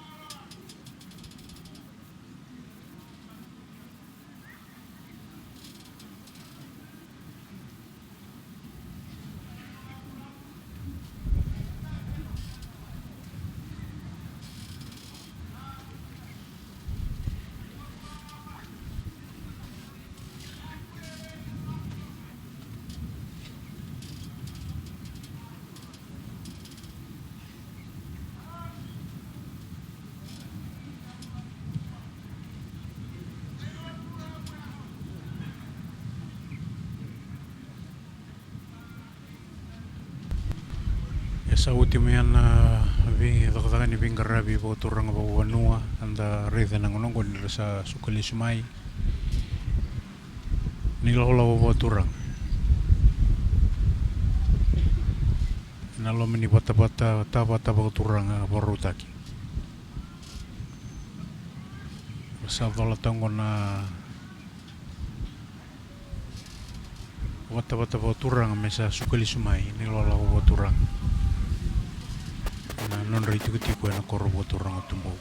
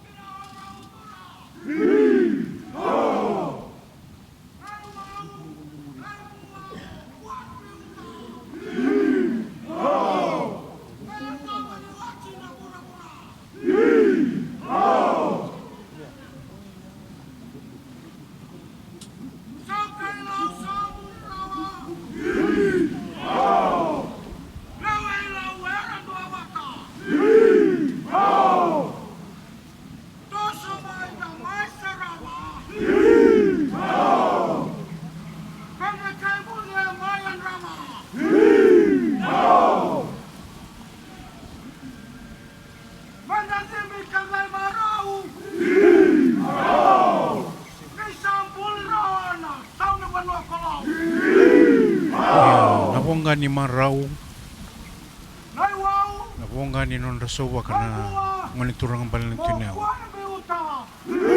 beira non reandra turang oyan kai laba ka rasa sowa ka kina sama itawa ni tutu turanga ina lo menesa lo turang ala Vaka bawa Vanua era saraba mai bira non rakasi. Karas toman ay nangonongo. Kana tu mi tukuni ni bingon na bisingan ni mataka. Nabimbuli bawa turang anda pandi ni natati ko. Wala tukan ni mai bikim ni. Ena rara bawa turang ay Tubou na ino Lakeba. Nikatin ni singan ni Julai ronang dulu ko sa balima. Sa toto boleh kaya ni na bata-bata bawa turang melagi durian ni na mata-mata tampu. Nanon raitu tiko. Ngoni turang ang bayan. So ni puno ko lau. Bilo bawa Vanua may duwa na doon ng palabusar. Sa tawan ni tala na itutu bawa Vanua era saliw tak na lew niya sana. May pakarasabi buwan di tagi gina. Kaya non rapat tatambu ni tay. nirnang karabu na kinun ritabi. Ana kini buat tangin dengan de ngumu tusar. Nisa boleh gitu gua. Na lutu. Bukan apa Vanua ya teo tiga bukin na bengarabi buat turang apa Vanua. Na bali lutu Tui Nayau ini kawal ni singa. Kawakin na na bali lutu ni korbo turang o Tubou. Enda mai bukan din taka. Ena singa ni kuah. Totoko na dil ni singa kena mundra ni tangi. Saral ki tau kira na bata-bata buat turanga. Ndoni na mata-mata tambu. Ena korro buat turanga. Ena loma ni rara buat turang o Tubou. Merasa duru lisiani. Ngoni turang bali ni Tui Nayau. Ina non rai tuitiko.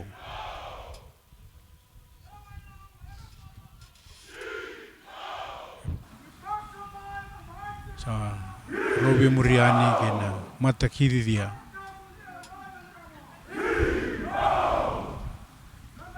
Sengan ideng una nonra kaila ka saubaka na nonra andra.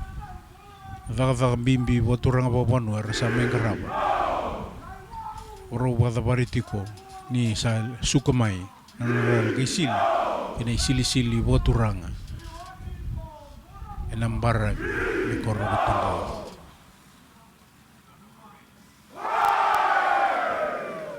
Ia sara kaila na marau. Sa kaila na marau kolau. Era bawa sau-sau na lomani rara bawa turang o Tubou. May tawa doon na singin ni Bing rabi ka na tongga itu ni tuku-tuku ni Bing ngauna kilaw. Nira dambe may na wekan ra ngoni turang bal na Tui Nayau. Menebesa na baka turangan na nanda Vanua. Era sema bakan ra kina loma niya sa na baka turang olau. Mera may bukan dinin taka. Na songko langi-langi. Enda bukan dinin taka tiko tekewu. May na yanu ko Nayau. Ena ikawalu ni singa. Sama ibu ada bari ni kuah. Na ikatin ni singa ni Julai. Runong dulurus nga buluga 5. Ena singa ni mataka ng dambe kina. Na mbose lewu niya sana kolau. Na matay ni mbose me ra sana liutaka. Meron na wiri kina. Ena nunray tutu. Waka ngoni turang bali. So ni puno olau ngoni turanga na tulaw. Ndaredong ko rin yung dambe tiko na ranandi na ranandi na Maori may New Zealandi. Kapag kina. Nabubale buka turanga. May na yanu-yanu. O tonga matinisinga. Kasawa titalangan na pingarabi buka turanga buka Vanua. Ertong garabi kina naruto kindabaki. Naruto wangalalatakan naruto ngona. Mertong bumain doa batakilaw. Nisa marokolaw. Nisa tawa. Na itutu buka turanga. Yausa na may dabeke. Sapa ka pinapinati waliw na nominihan doa batikumay. Kikito na matatimin ni nomini waling walis. Kapag na matatimi may natambadakataka ni tuku-tuku ni nondang matin ito na Ministry of Information sa Department of Information. Kaya irakeda sara na turangin na marama sa natomani na kinamaruta kinabosing lewu kina tomani na boss niya sana na sing namataka. Pinasa waliw na numni dobatik may na sara-sara ni Channel 2 sa na may dabay ke may adaba na nondangaw na kataraba. Ni kalungat sa katiko ni pwede ko binaka ni mo demanda.